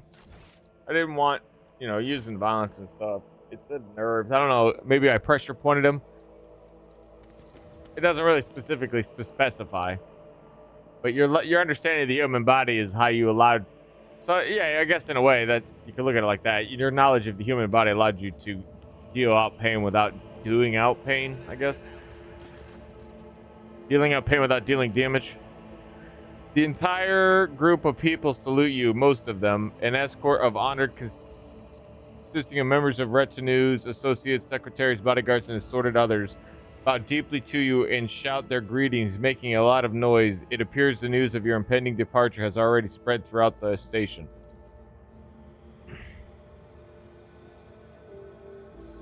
Footfall seems remarkably empty after recent events. All our decent patrons are taking wing. There is word among my flock that rogue trader Von Valancius is going to be on a perilous voyage, so accept the blessing on the journey. Communicative interaction option unlocked. Purpose of data exchange, strengthening ties and delivering a gift, material asset, a donation to an ally. A man with a scraggly beard bows deeply to you, shaking with terror and awe. Riza, a known pirate, outlaw, and peddler of unholy artifacts, was executed during the trial that you and Incendia Corda held together. Glory to the Emperor, your lordship. You might not remember me at all. I am a merchant of the Fellowship of the Void, which has survived on and around Footfall by your good graces. Chartist Captain Asterius Storfast. The officer of the Imperial Navy uniform folds his hands in a sign of the Aquila. It is an honor, your lordship. I am here on my superior's orders to pay my respects to the Von Valancias. I mean, we had good business, and I definitely utilized the Imperium's navy. Gave them like I also built a shipyard for them too, a place they could dock on my capital. They're also able to make repairs as well, which is a big difference.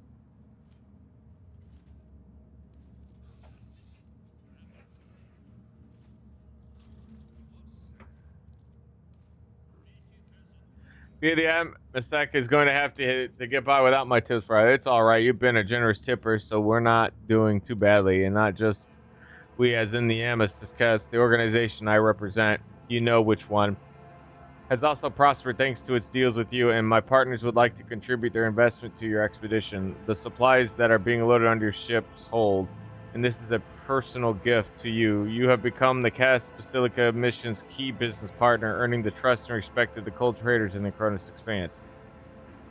A carnivorous blade, Drakari efficiency. Up on the smuggling, or else you'll end up like someone we both know.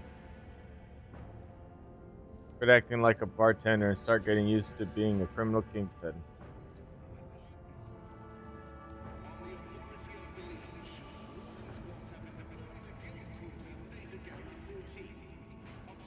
We've learned our lesson from recent events, and as for those who haven't learned theirs, we'll see to it that you can personally string up those slow-witted fools once you're back.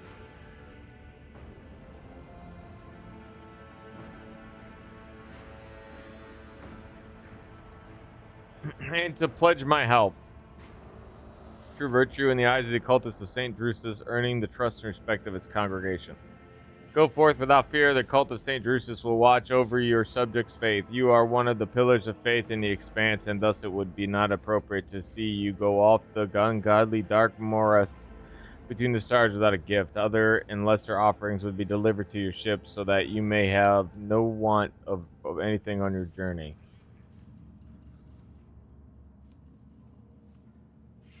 Nice chess piece. May the Emperor help you in your undertaking. Do not forget about mercy, good shepherd. It is as important as justice. I hope mercy will be a healing potion and not a cup of poison served to my flock, but I have heard your words and commit them to my memory. Why have you come, the Khan? Subject status assessed has highest trusted ally. As how you have become a staunch ally. Yeah, there we go. Nice. In accordance with the mutual support manual, please confirm your readiness. I didn't think it was going to be this quick. That the game was going to cash in your reputation, but I was like, I know I'm nearing the end of chapter 4, and there's only one more chapter left.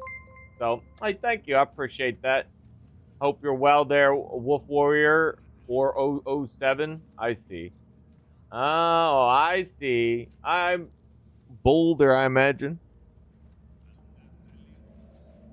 In accordance with the Mutual Support Manual, please confirm your readiness to receive a free donation contribution from the Cognition's fleet, a set asset description standard expeditionary supply set for the Revelation O2 Void ship, and a personal gift tool blessing. What'd you get me? Ooh, it's actually a really nice bolt.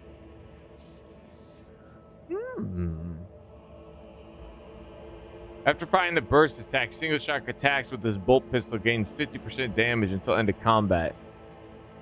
This effect stacks. Whoa. Talk about doing a spray and pray. And then single popping little buddies. Brady's 2. Glory to the Omnisire, tech priests. Nod wordlessly. Order the rogue trader, the best of functional prosperity to you. Address the trembling pirate. What do you want? The fellowship of void is desperately hoping that upon your return you will appreciate our willingness to cooperate and prosper. You have seldom cooperated with the fellowship of the void. Grant mutual benefit of our cooperation when open. When I return, I expect you have learned to act like the fellowship of void's new leader and not with sniveling wimp. Tell our associates that they work for me. Now, how dare you show up here and tarnish my good name by talking to me, pirate scum? They are pirates. I don't like pirates. I mean, pirates are a big bane on any kind of circumstance. They interrupt supply chains. They are not a great asset. I guess if you could, like...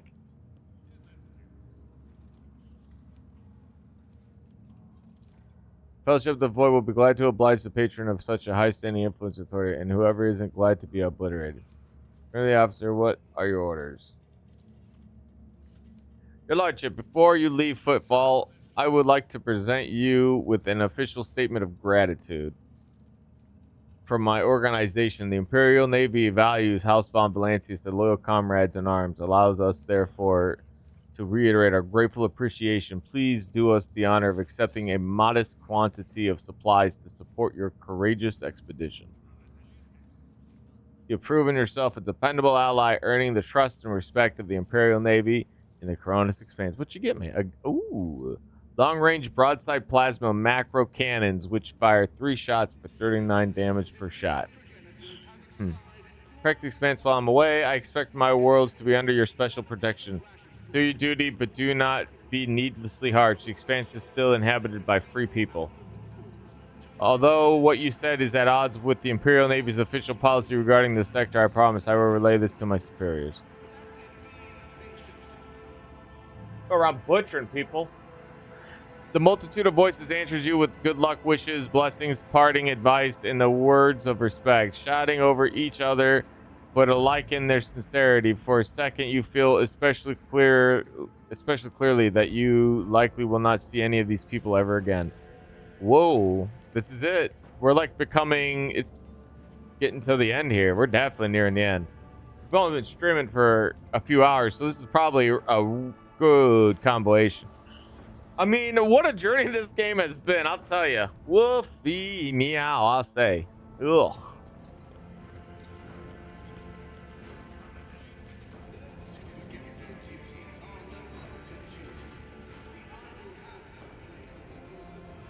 Bye, lady. Follow my lead.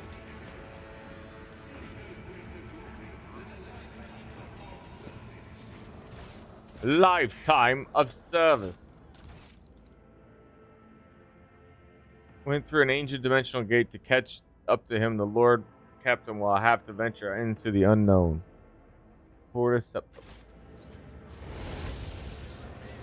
Get me out of here, baby. I will say sometimes I kind of wish the game would just be like, hey, it's obvious you're trying to, the circumstances, like, hey, it's clear you want to go back to your ship. You just want to go back to your ship. But no, it makes you go through the whole thing. Your Lordship, we have a long expedition ahead of us. It would be responsible to replenish supplies, ammunition, spare parts, better equipment. Who knows what we are faced? Sensible advice. I still have unfinished business on football. Oh, I mean, let's roll, dude. There's rumors I must have missed. There's things I missed in the game. The game is very long, and there's certain quests and stuff I'm not interested in doing because they go against the confines of the very essence of like one's character, as it were. You know what? In honor of it all, warp travel. Ooh. We're gonna get a direct line right to Porta Semper. A safe line. Right from the capital, baby. Ooh.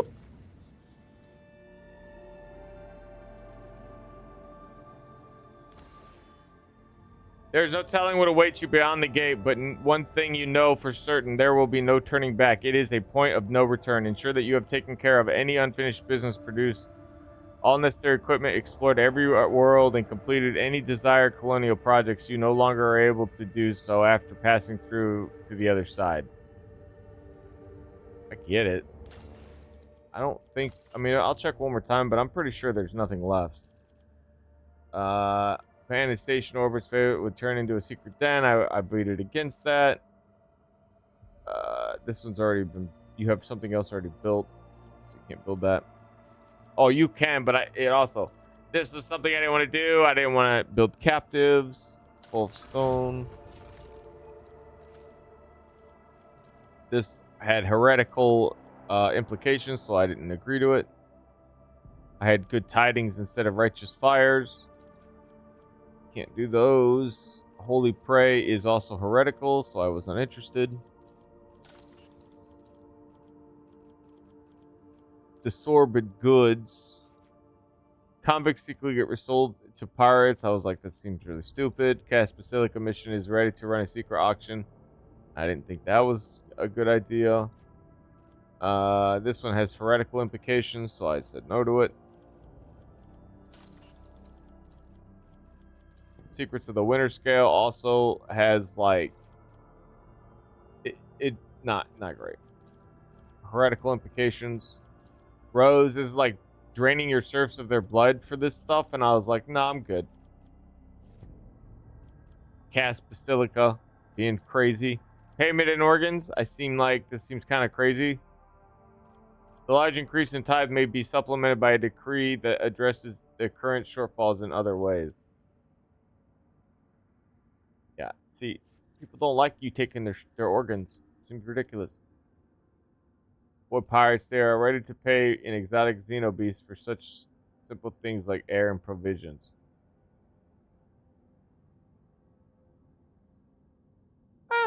Actually, this isn't too bad. Experiences burning test in the middle of its book pirates. They are willing, ready to pay an exotic xenobeast. I think it's because I didn't have the reputation. Provisions. Yeah, we could do it. It might not be great.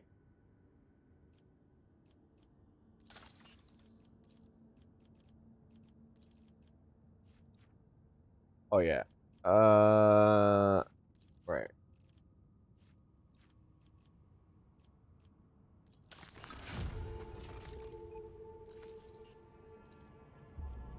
Okay, there was no like direct effect, so that's fun.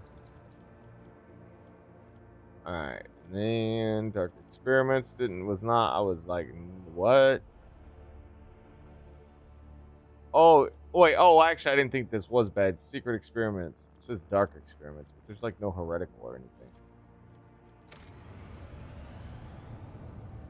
Risk of creating, yeah, no thanks. If they're already capturing the Xenos and stuff, why not run experiments? So.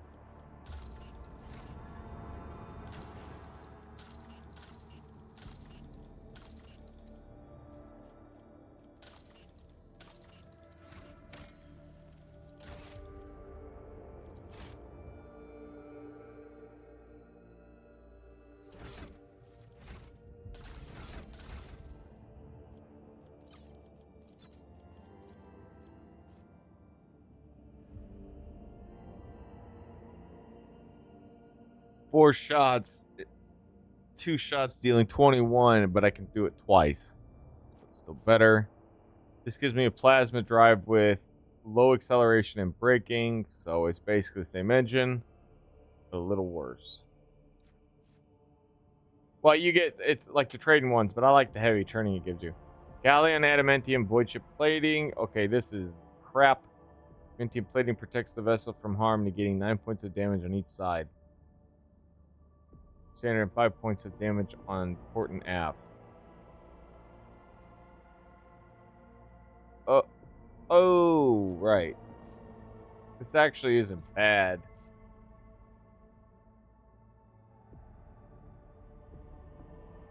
But you give, well, yeah, I would rather have all-around plating.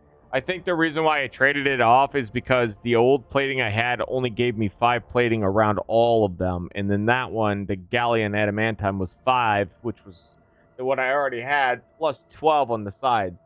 So this other one's a lot better. I'll take it. All right, and these are the Archetype Plasma Batteries. 3 shots at 39 damage. These are, these do tons of damage. Math-wise, I think it's not that much better. Like the Archetype Macro Battery might actually outweigh that damage. But I'll tell you, it does do better than this one. That's pretty cool.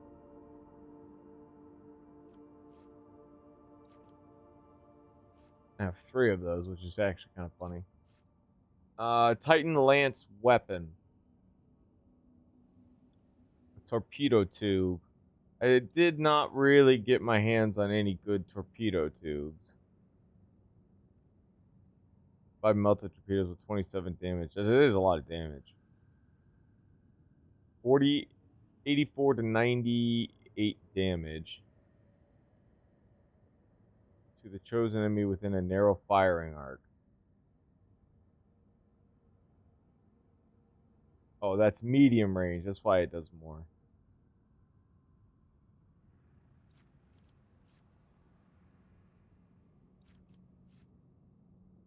In a wide firing arc. This one is less damage. Oh, it's just, yeah, it's got range. So thanks. Maybe we'll find something down the road. I highly doubt it. Wait, why? Upgrade. I'll do that. Already upgraded. The rate. Wait, what? Also, wait, why does this happen all the time?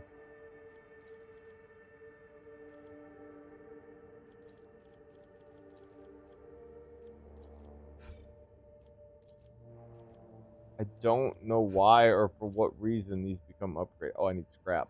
Oh. Oh. Ability once. That's actually funny. I've never used it. Wait, yes I have. It's not often. But I have used it. I did not know these were upgradable. That is interesting. And not all of them have upgradables. Is she? Nope. Oh, he does. Reinforce. Wait, but why though? Reinforced shields.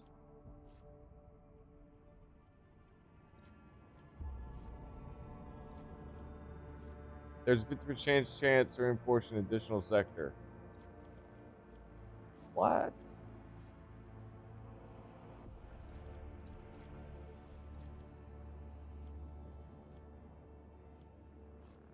Yeah, see, that's weird. He's got it too.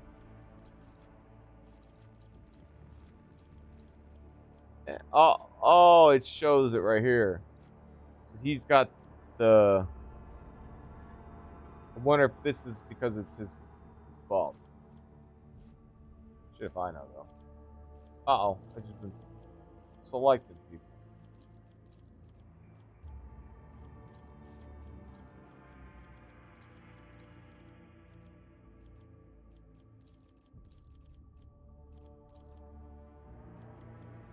Monkey. Crazy, dude. Alright, we'll save it.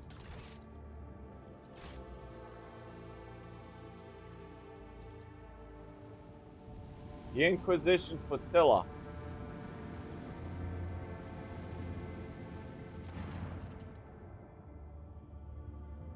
Detecting energy currents of intermediate nature within the dimensional gate, it appears to be active. See a number of ships near the gate, and judging by their markings, they belong to Lord Inquisitor Calcazar's personal squadron. I know this place. Calcazar summoned both our packs here to seal this portal into terror and woe. Much blood we did spill that day. Alas, it was not the blood of Xenos or Warpspawn, but that of Cog Priests of Calcazar himself. While they were working on the gate's foul machines, the breath of evil coming from the other side was turning them into frenzied monsters. Lord Captain, don't take it as cowardice, but duty obliges me to ask, do you realize that this may end up being a one-way voyage, don't you?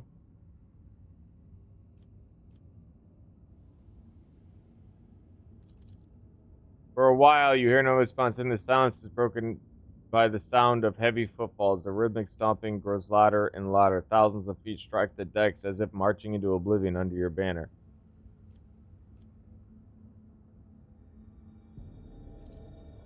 Yes, Lord Captain. Incoming message. You are entering an area declared forbidden. Any attempt to approach the Xeno artifact will be considered an act of rebellion against the Emperor. Leave now or be destroyed, Lord Captain. Would you prefer to send your reply or help with the help of the Vox Clerics or the main gun deck?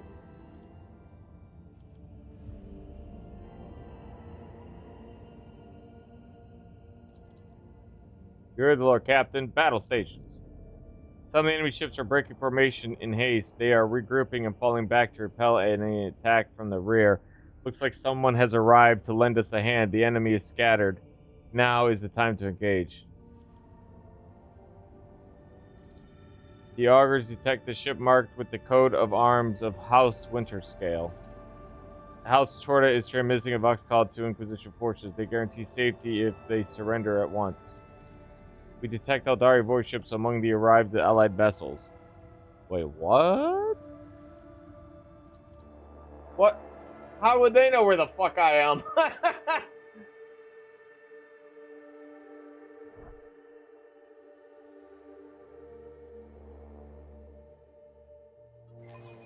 I lift up my voice in prayer for this vessel and its hallowed guns.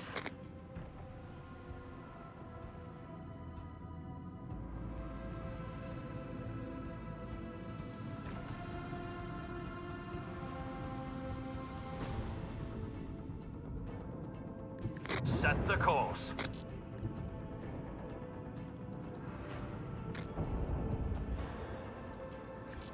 This one's going down. Do not hesitate. Show no mercy. Fire the lance batteries.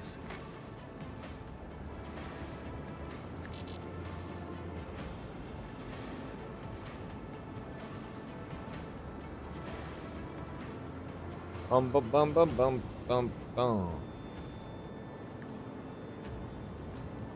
The time None has will come. lament their demise. Nice.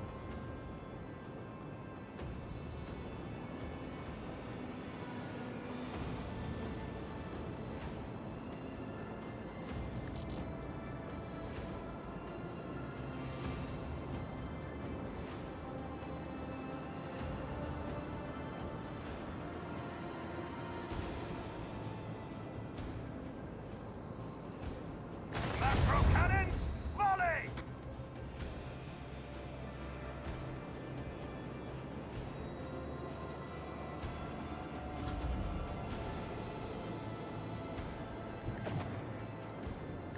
Might the enemies My of humanity. God, those rat starfighters are strong.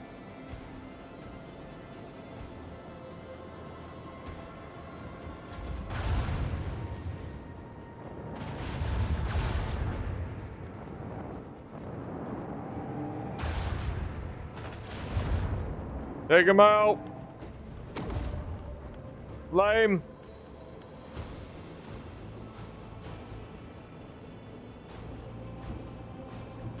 Lay in the course.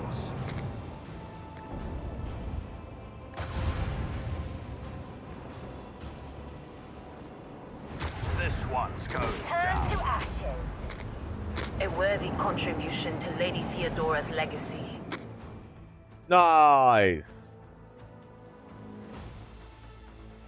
Lord Captain, they fire boarding torpedoes. It looks like the enemy has decided to take us with a single decisive strike. Let us fend off the... Yes, Lord Captain. Sound the alarm, all decks, all crew, all members. Get ready to repel. Jesus Christ, man.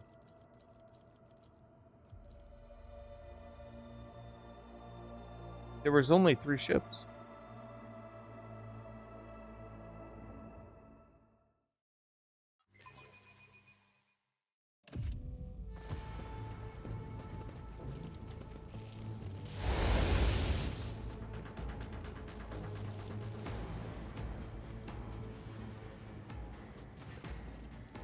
Ashara, oh classic. The rogue trader, that's a new notch on my gun stock. Never killed one before. Ah, fearless, mighty with a heart as cold as stone. A worthy opponent. Far cry from wretched Xenos and stinking heretics. This will be glorious to slay you. Stand aside, Redbeard, while I cut off the rogue... Wait, why? Rogue trader's head. That's... It's because he's a... Angel Ginger Angel. Kill my first Emperor's Angel in a hurry. Ashara, what made you think you had the right to invade the ship of one of the God Emperor's anointed? Van Kalox, wrong place, wrong time again. This time will be your last, and don't you dare lecture me on how my actions deviate from the creed. You who have already proven yourself unfit for the cause. Can't promise the same for you, Rogue Trader. Won't heed your cries of mercy. I will fight if I must. If I must. Nothing I can't do.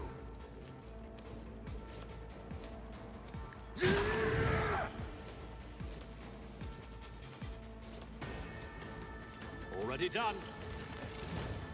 Not a problem for me.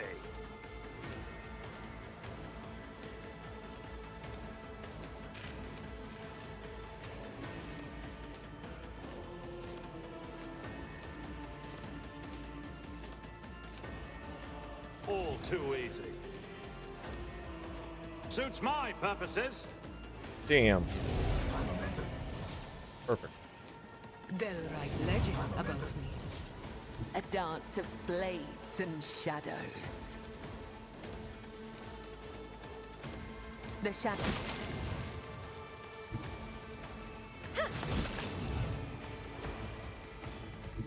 As come, the other side I am your blade and shield. Me no pleasure. I would that I could. I shall.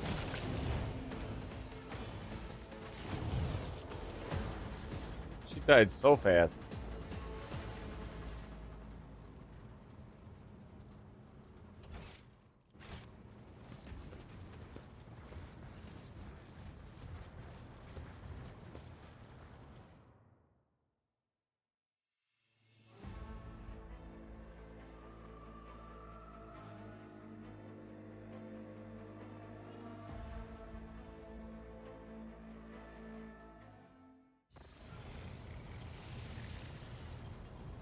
What this?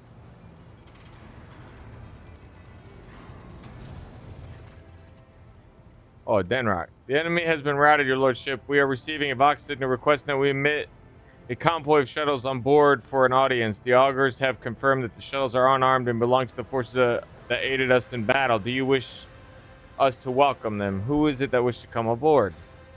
Rogue Trader Winterscale is on his way aboard the shuttle. We have detected a signature of her ladyship in Cynthia Corder's personal transport. One of the vessels could not be identified. The Augur's operators believes it is equipped with a cloaking shield generator of a Xenos origin.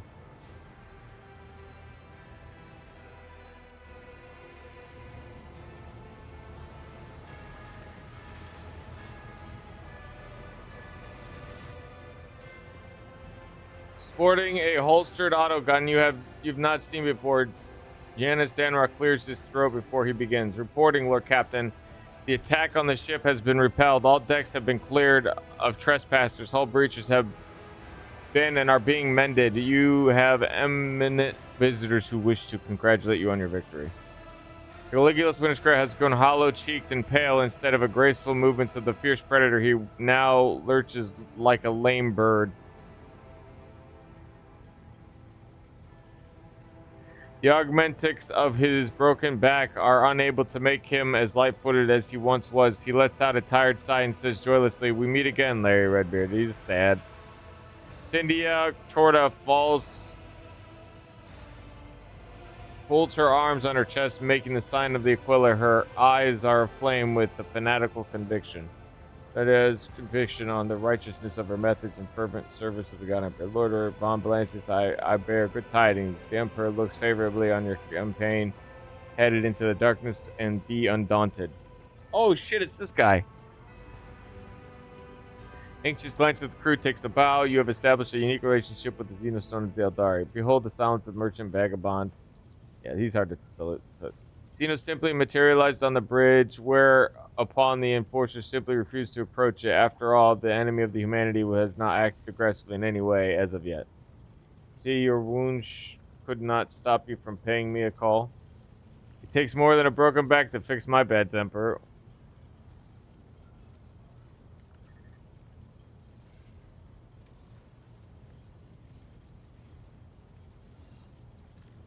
Correct my mistakes, save what is left of my protectorate. Find the worlds lost in the warp storm, drive the Xenos out, weed out the final dawn infiltrators, and negotiate peace with House Shorta.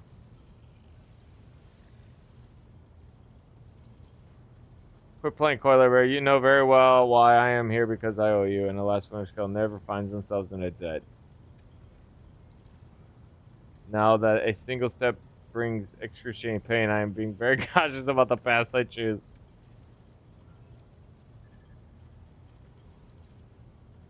Verily, the righteous shall inherit his realm, and astonishing that you chose to challenge the Kalkazar people.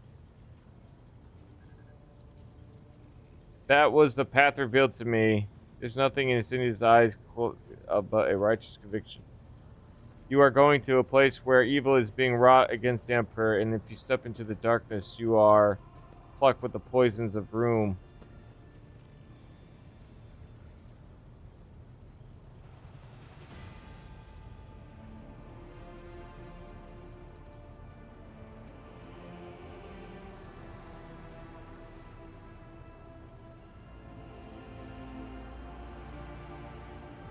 Briefest moment I will abide, a lull deep between. Holligan begins taking off his mask as if he's about to reveal what is beneath it, but if you can make out his features, he laughs and vanishes in a blue haze. At the start of each turn, except for extra turns, Aware gains 18 momentum for each ally, including themselves, with 50 or less wounds. Every spent AP grants 2 MP to the wearer. Also, the wearer's movement is not affected by threatened areas. Whenever the wearer dodges an attack of opportunity, gain 10 momentum. Holy shit. Minor damage to the outer hull plating in the midship hull, and negligible personnel losses as a result of offensive actions by the enemy boarding parties. The key systems are in order. The Engineerium reports impeccable compliance on the part of the machine spirits. In other words, we are full combat ready, Lord Captain.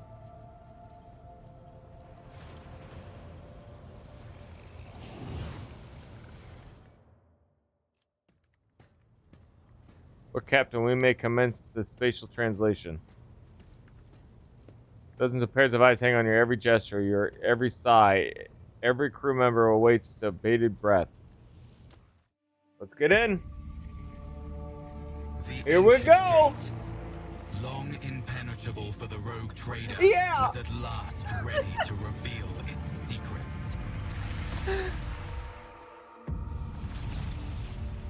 After gathering allies and preparing to venture into the unknown, the Lord Captain plunged headlong into the darkness that held ancient nightmares. And the answers to all his questions. Oh, Necrons. Fuck. Oh, shit. I hate Necrons, man.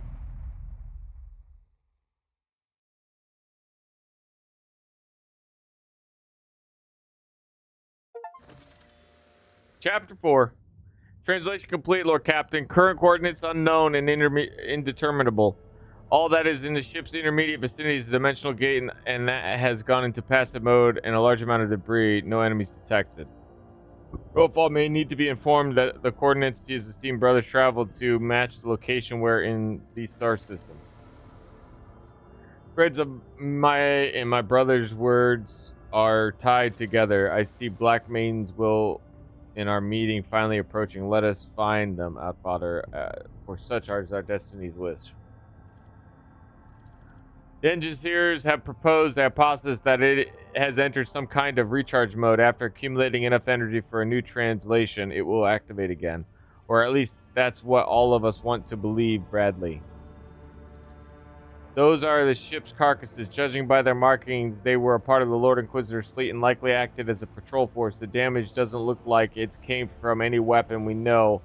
In the way the debris are scattered suggests the battle was short. Someone attacked and destroyed everyone on them in a blink of an eye. Someone we have never encountered before. I can't say, your lordship. These are unfamiliar stars, and the system is not listed in our astrological data. We are uncharted territory.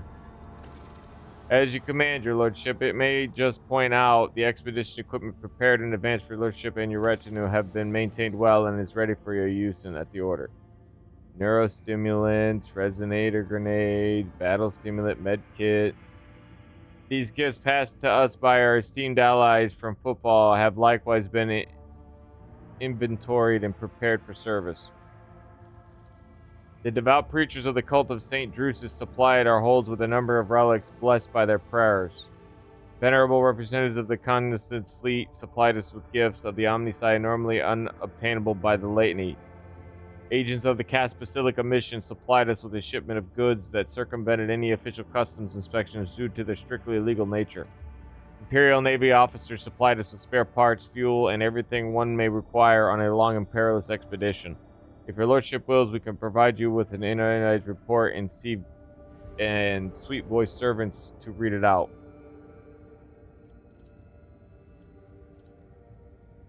Excellent.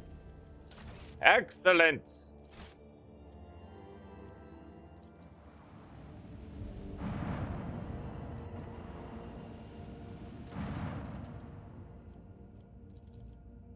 I've sent a request to engineers available. It won't result to your ears in maybe in an hour, maybe in 10 Terran year types of answers. You have no idea. Let's continue searching Calcifar then. I will search for that dickhead. What is? Having scanned the surface, officers report the remains of an exploration camp to which a team of scouts is immediately sent. The scouting party is confused. All equipment bears the Von Valanci's coat of arms, but there is no trace of anyone other than the Rogue Trader servants. The scouts find traces of gunfire on the field equipment. A single unharmed data crypt is found in one of the congregators. A group of tech priests successfully decrypt part of the data, including an order to eliminate the exploration team signed by Theodora Von Valancius.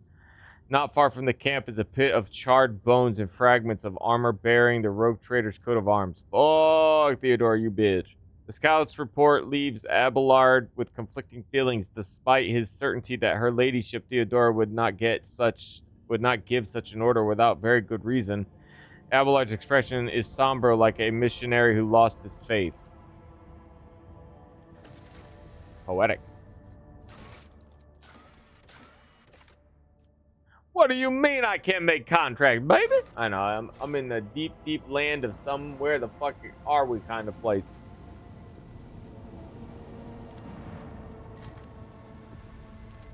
That's a Necron fortress.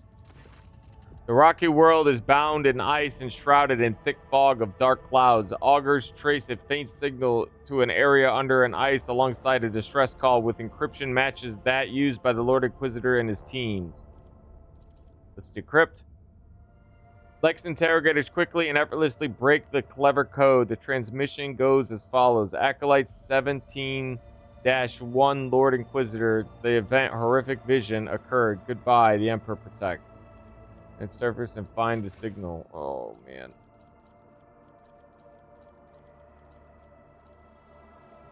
Well, obviously we know we're dealing with some Necrons. We're in a Necron space. Ace. Hey. Beyond the dimensional gate, you have jumped into an uncharted sector at the edge of the expanse. The dimensional gate has closed, and you are currently cut off from the rest of the Cronus expanse. You cannot return to previous systems or chart routes to them. Protectorate management is also unavailable, and you have no way to contact faction trade representatives. There is no way back, and it's pointless to look anywhere but ahead. Endless routes to the new systems in the uncharted sector on the map, and go forth and meet the inevitable. Well, ain't that a chip-ass cheery situation to be coming from? Filming permeates the walls of the crypt, which are adorned... Okay.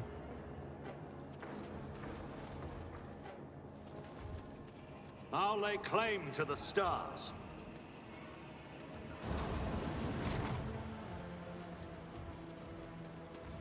Necron these nuts! Hey! Oh, there's blood over here.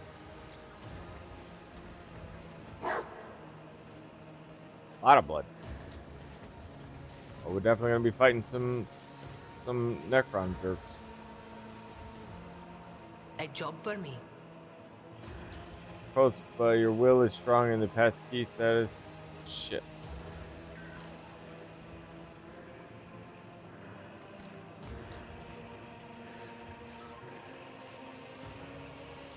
None shall stand in my way.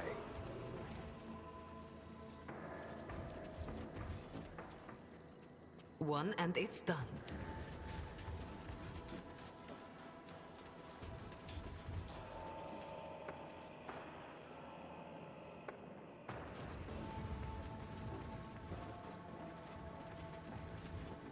Mounds of dead bodies. Holy shit.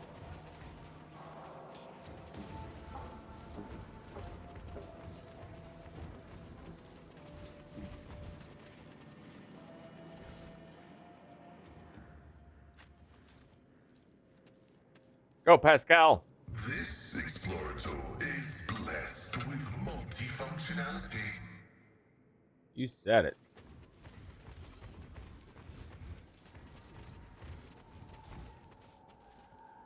A new challenge for me?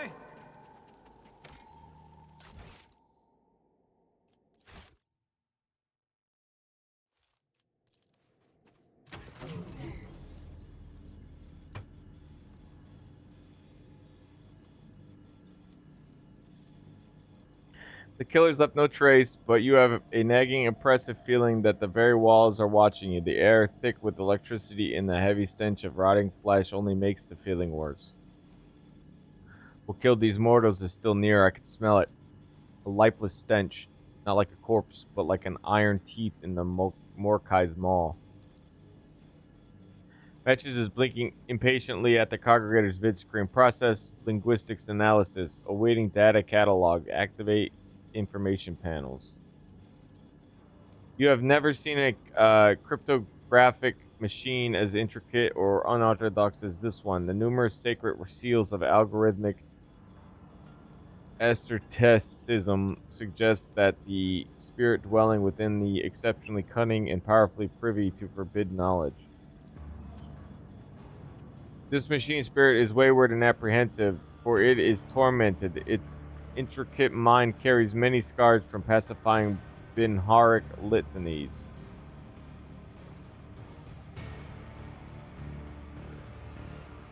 Linguistic analysis complete. Initiate final catalog.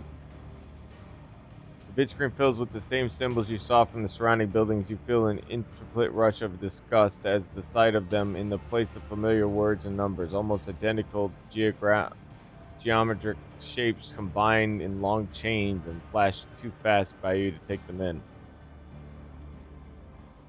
A text of low Gothic appears under the glyphs, shunning the imperfections of the flesh, its transience, and its finiteness. We have embarked on a new trajectory amid the stars and have become immortal.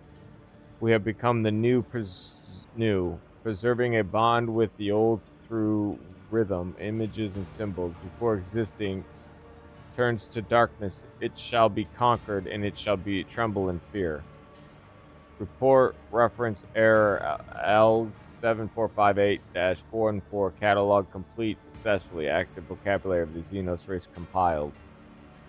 Data transfer to the translation device is required to save the catalog. Declining will result in catalog deletion. Continue. Now I see why they needed such an ancient and powerful machine spirit to decipher a Xenos language this particularly to comprehend it. This archetype is on the verge of turning into an abominable intelligence. It cannot be left here. I am sending an order to the ship to deploy a team of technomats to dismantle and extract the sacred metal. The Necron language. Now connected to the congregator, your elucidator hums intensely as it learns the meaning of the within unfamiliar glyphs. Have served the Inquisition so faithfully it's loath to part with its secrets. Once after another, menacingly scarlet dots light up as its casing.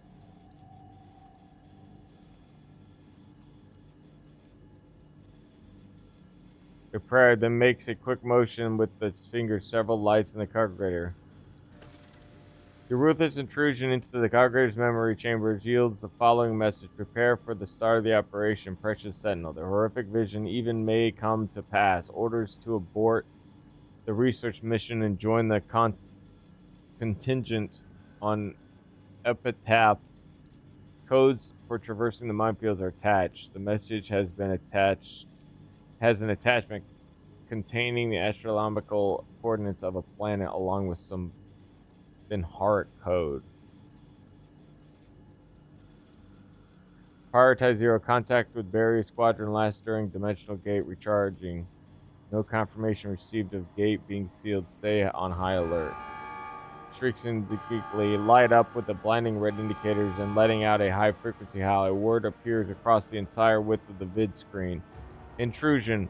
When the rigging of your ears subsides, you realize you hear something else. Someone's heavy footsteps. A vindictive machine spirit triumphantly displays a blinking prophetic message.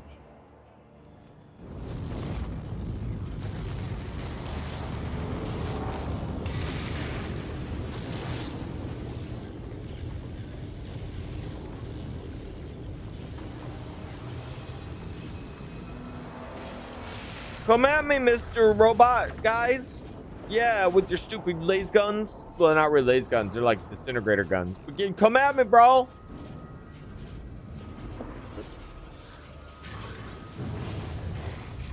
The night comes true, but wait, whoa, cool.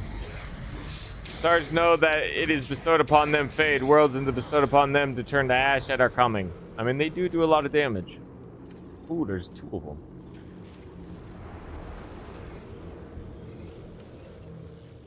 Die, inhuman scum!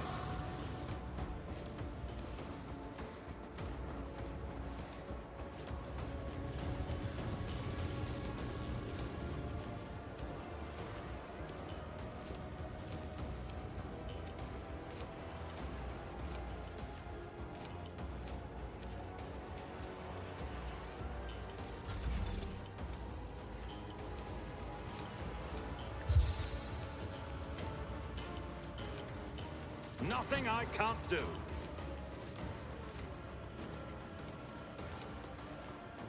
Suits my purposes. I'm a member.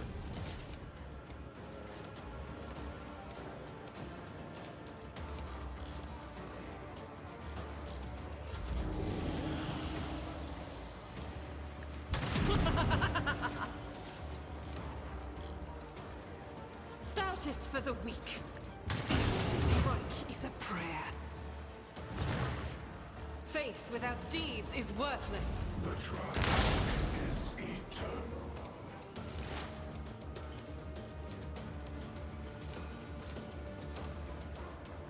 I know what is to come. Quiet whispers. It's my toy, and be gone.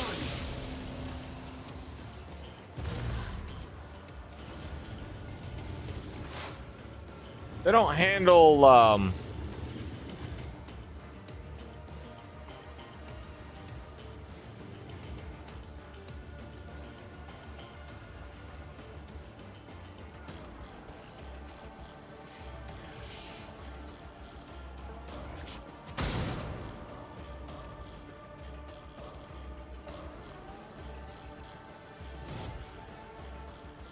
If it serves your cause. I understand your intent.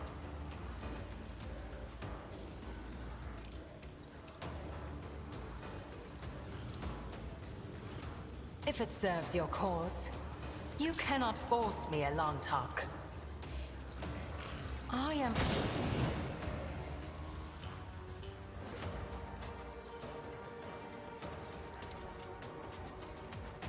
Oh, it must be something to do with hitting them, I guess. What the fuck?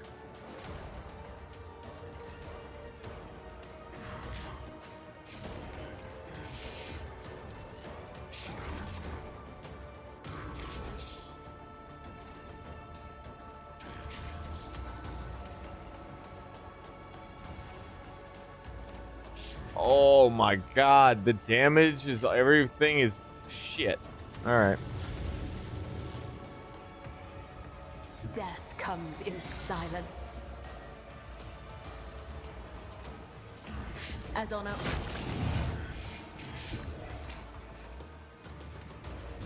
Buck out. The other side awaits. As the tenants demand.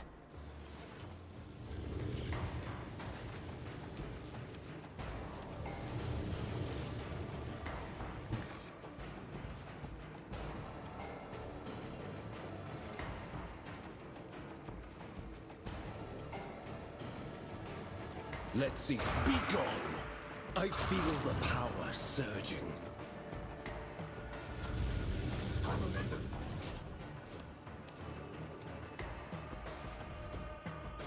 Battlefields are always drowned in scarlet.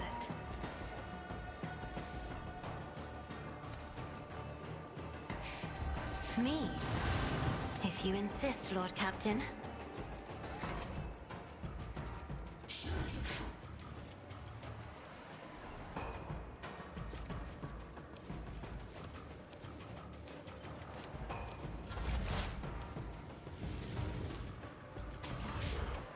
Exploiters know one route. Forward.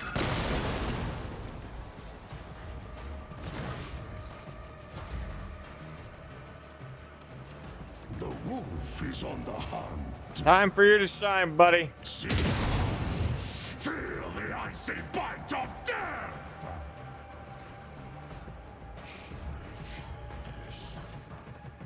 My instincts tell me to refuse. Give this task to someone lesser. None can do this better than a warrior of the All-Father.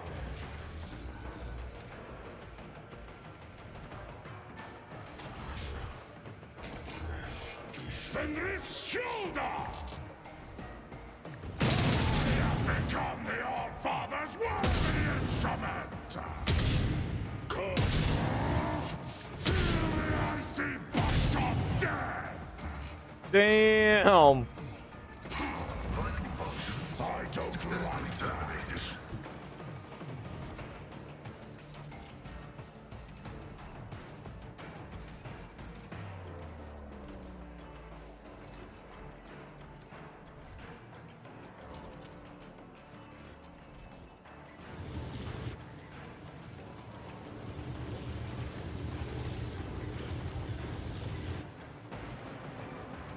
One of us would be enough.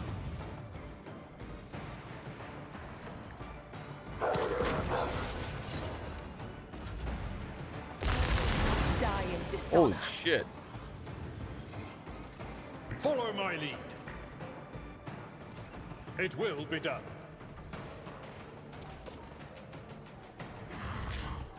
Someone else can do this.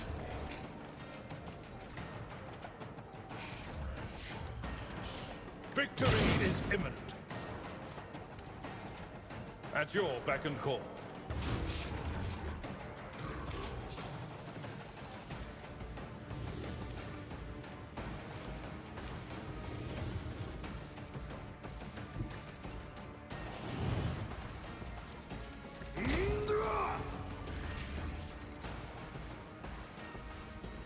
Absolutely not.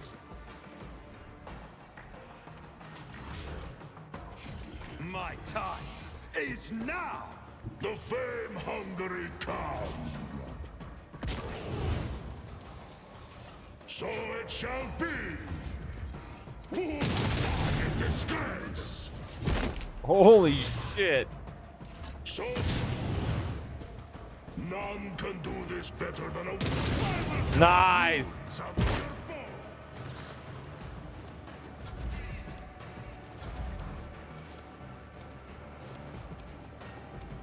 Watch my back.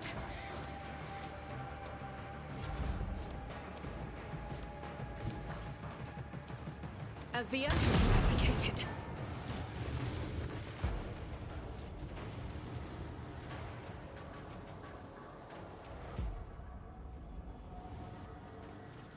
I mean, I guess, yeah. How are you gonna harvest them? Like, not harvest them, but how are you gonna loot the Necrons? They teleport away. There's nothing for you to take.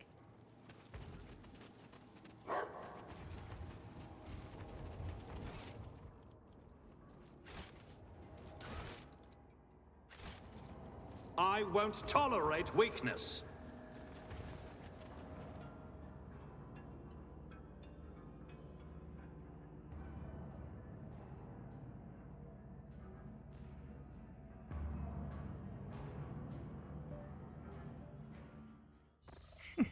I got pee.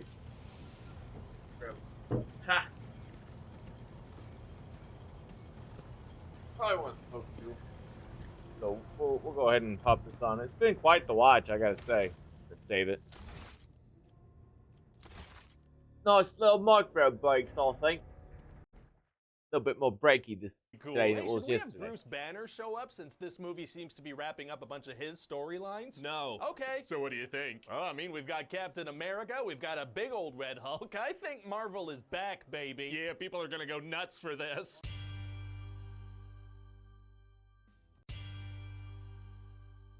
So, you have some new Marvel for me? Yes, sir, I do. It's time to put an end to Phase 6. Or 5? I think it might be 4. Is it 4? Maybe it's 5. You know, nobody knows for sure. Okay, now I have to say, things have not been super great around here recently, and I have a little bit of fear that my butt might be in danger. No worries, sir. This is gonna turn all that around. It's called Thunderbolts Asterisk. Asterisk? I just said I'm afraid my butt's in danger. No, like an asterisk, like a little symbol. Oh, okay. Wait, why would we put that at the end of a title? Because there's gonna be a big twist at the end where it turns out this team we're following in this movie, they weren't the Thunderbolts, they were the new Avengers. Oh, that is a nice surprise. Thank you. I'm gonna tell everyone as soon as the movie comes out. What? So what happens in this thing? Well, Yelena's doing missions for that Valentina boss lady, but she's sad because she feels like life is meaningless. Oh, has she not heard of money? Because that's what gives my life meaning. Right. I shouldn't say just money, also things. Yeah, right. Well, I guess she hasn't heard of money or things, so she's sad. That is sad. So Valentina sends Yelena on a new mission, but she's got something up her sleeve.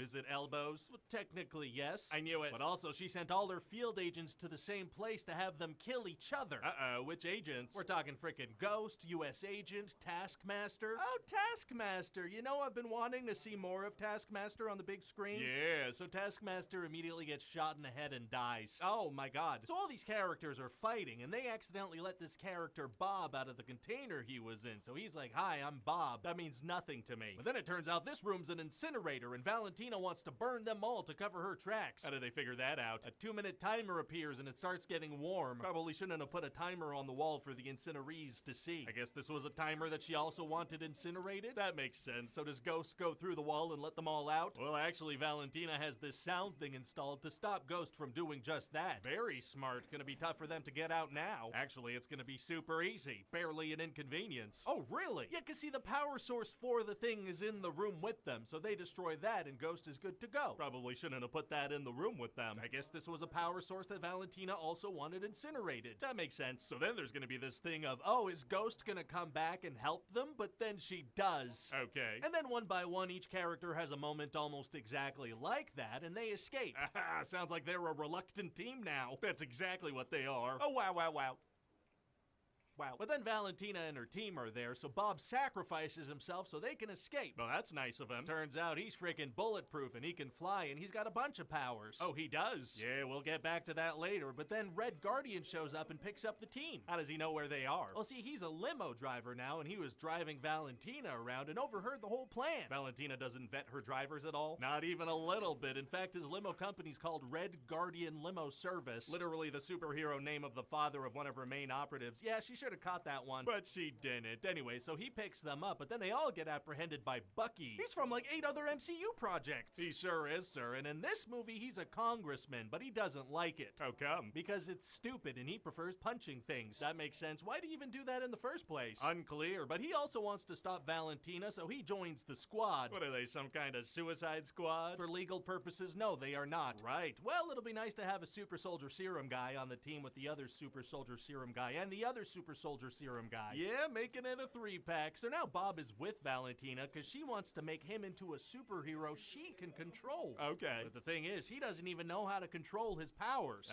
So what does Valentina do? She tells him, hey, learn to control your powers, and he does that pretty much immediately. Well, okay, that was pretty straightforward. It was, and the thing about this guy that we're just gonna kind of explain right before it happens is that he's got a god complex, so she compliments him, and that means she's in control of him. Just like that? Just like that. So she calls him Sentry, and when the team shows up to stop Valentina, he kicks all their butts. Oh boy, a very powerful former Bob. But then he realizes, hey, why am I listening to this lady? And he turns her on. What? Sorry, he turns on her. Oh, that makes a ton more sense. So Valentina's assistant uses a kill switch on Sentry, and her and Valentina get out of there. They don't stick around a minute to make sure he's actually dead. Well, listen, sir, nobody's ever done that in a movie, and we're not about to be the first. That's a good point. So anyway, turns out that this kill switch triggered something inside of Sentry and turned him into this dark, shadowy, void version of himself. Oh, I have one of those following me around. Really? Because this is like a metaphor for depression and whatnot. Oh, mine just tells me to do things. Say that something is tight.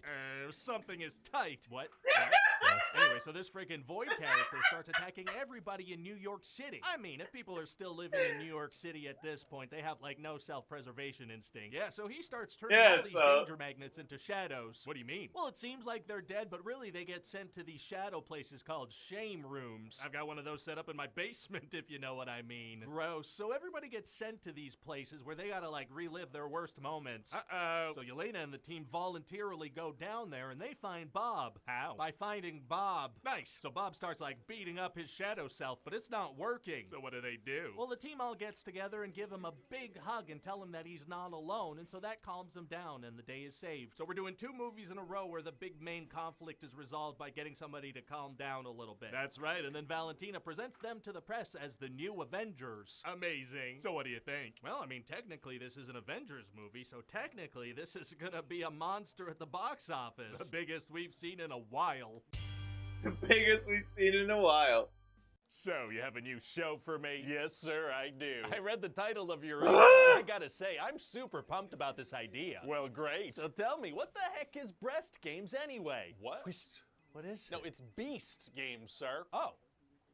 But it's hosted by Mr. Breast? No, Mr. Beast. Oh, okay. I completely misread that email. I guess I'll still hear you out. Okay, well, sir, see, Mr. Beast is like the most popular YouTuber in the world, right? Oh, popularity. That can translate into money. Yeah, and this guy's all about money. He gives away a ton of cash and sells so much stuff to kids. I like the cut of this guy's jib. What the hell's a jib? It's a boat thing. Rich people understand. I'll talk to Mr. Breast about it. Okay. I'll talk to Mr. Breast about it. Mr. Beast make like the ultimate game show. Oh, what does that mean? Well, it basically means he'd do Squid Game, but for real. He's really into Squid Game. I don't think we'll be able to kill any contestants. We haven't reached that level of dystopia just yet, but we're working on it. We haven't reached that level of dystopia yet. Walk away sadly. That sounds fine. So this show would have a big cash prize, and we'd start with 1,000 contestants. Oh, wow. Yeah, there's gonna be so many of them that Mr. Beast's gonna keep looking at them like, wow, they look like ants, or wow, they look like a horde of zombies. Hey, that's a little dehumanizing. Kinda.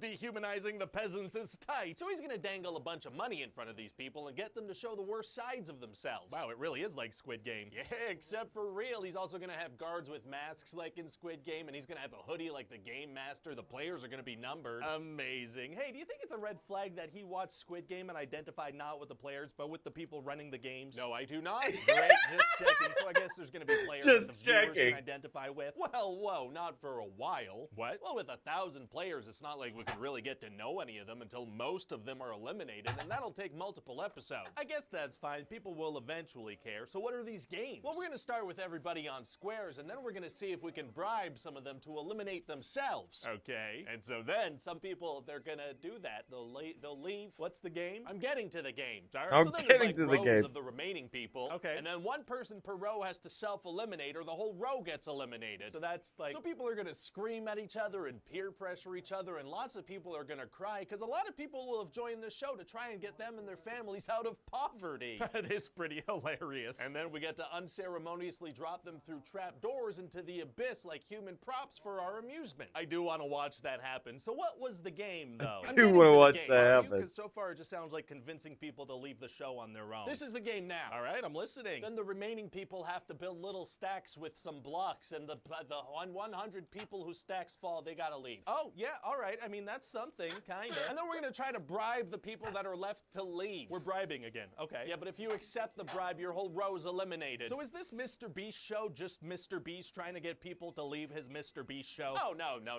Okay. Also, people trying to get each other to leave the show with words. All right, maybe I'm not getting it. Maybe tell me about some other stuff you had planned. Oh, maybe Also, I'm not getting it. Where there are a bunch of people in groups of 3s placed in cubes, right? Right. And each group has to convince one person amongst themselves to leave the show. Or like people are split into big groups and put up on these big towers. Oh, towers. That sounds promising. Yeah, and each team needs to convince people from their own group to just leave the show. Oh my god. Okay, are there games where that does not happen? Yeah, there's like a game where everybody has to try to drop a red ball at the correct time, and a game where it's like trivia questions, there's a potato sack race. Oh, well, at least this show won't be too expensive to make if it's just little party games like that. It's gonna be the most expensive reality show ever made. Wait, what? Well, I'm thinking it might be nice to build a city. You want to build a city? Build a city! Mr. Beast likes that kind of thing, so I figure we build an entire city for these players to, like, play with little red balls. All right, well, I guess we can build an entire city so Mr. Beast can have people peer pressure each other into leaving and play with little red balls. Amazing. There's gotta be some spectacle in this thing, okay? Kick it up a notch. Way ahead of you. I was thinking there'd be a pirate ship game where the players have to fire real cannons. Oh, wow.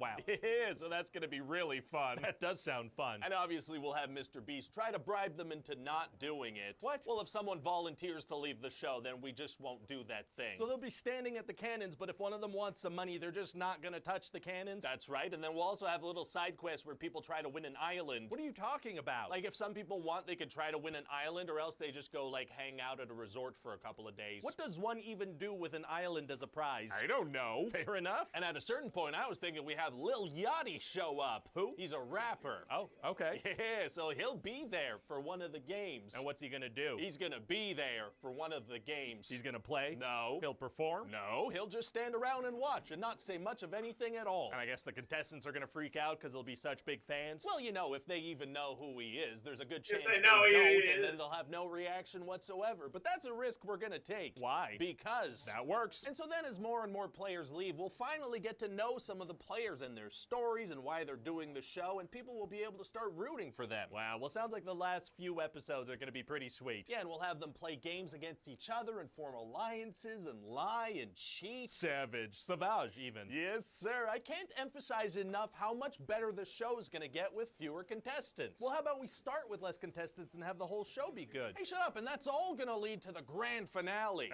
Oh boy, what's the big spectacle of a final game? A fierce head-to-head competition between the two final players where there's like briefcases and the money's in one of the briefcases and they have to like hide it from each other. Oh, like running around, like zipping around the towers? No, like on a table, but the other person's not allowed to look. Right. Something wrong? I don't know. I think it might be tough to get people to enjoy the show you've described to me. Actually, it's gonna be super easy. Barely an inconvenience. Oh, really? Yeah, because see, I'm thinking we give away the biggest cash prize in TV history. Oh. Because as you know, if you break a record with a thing, that thing is automatically good. Is that how that works? It might be. Well, then let's just go all in on that then. Throw enough money at this thing and it'll get #1 on some lists.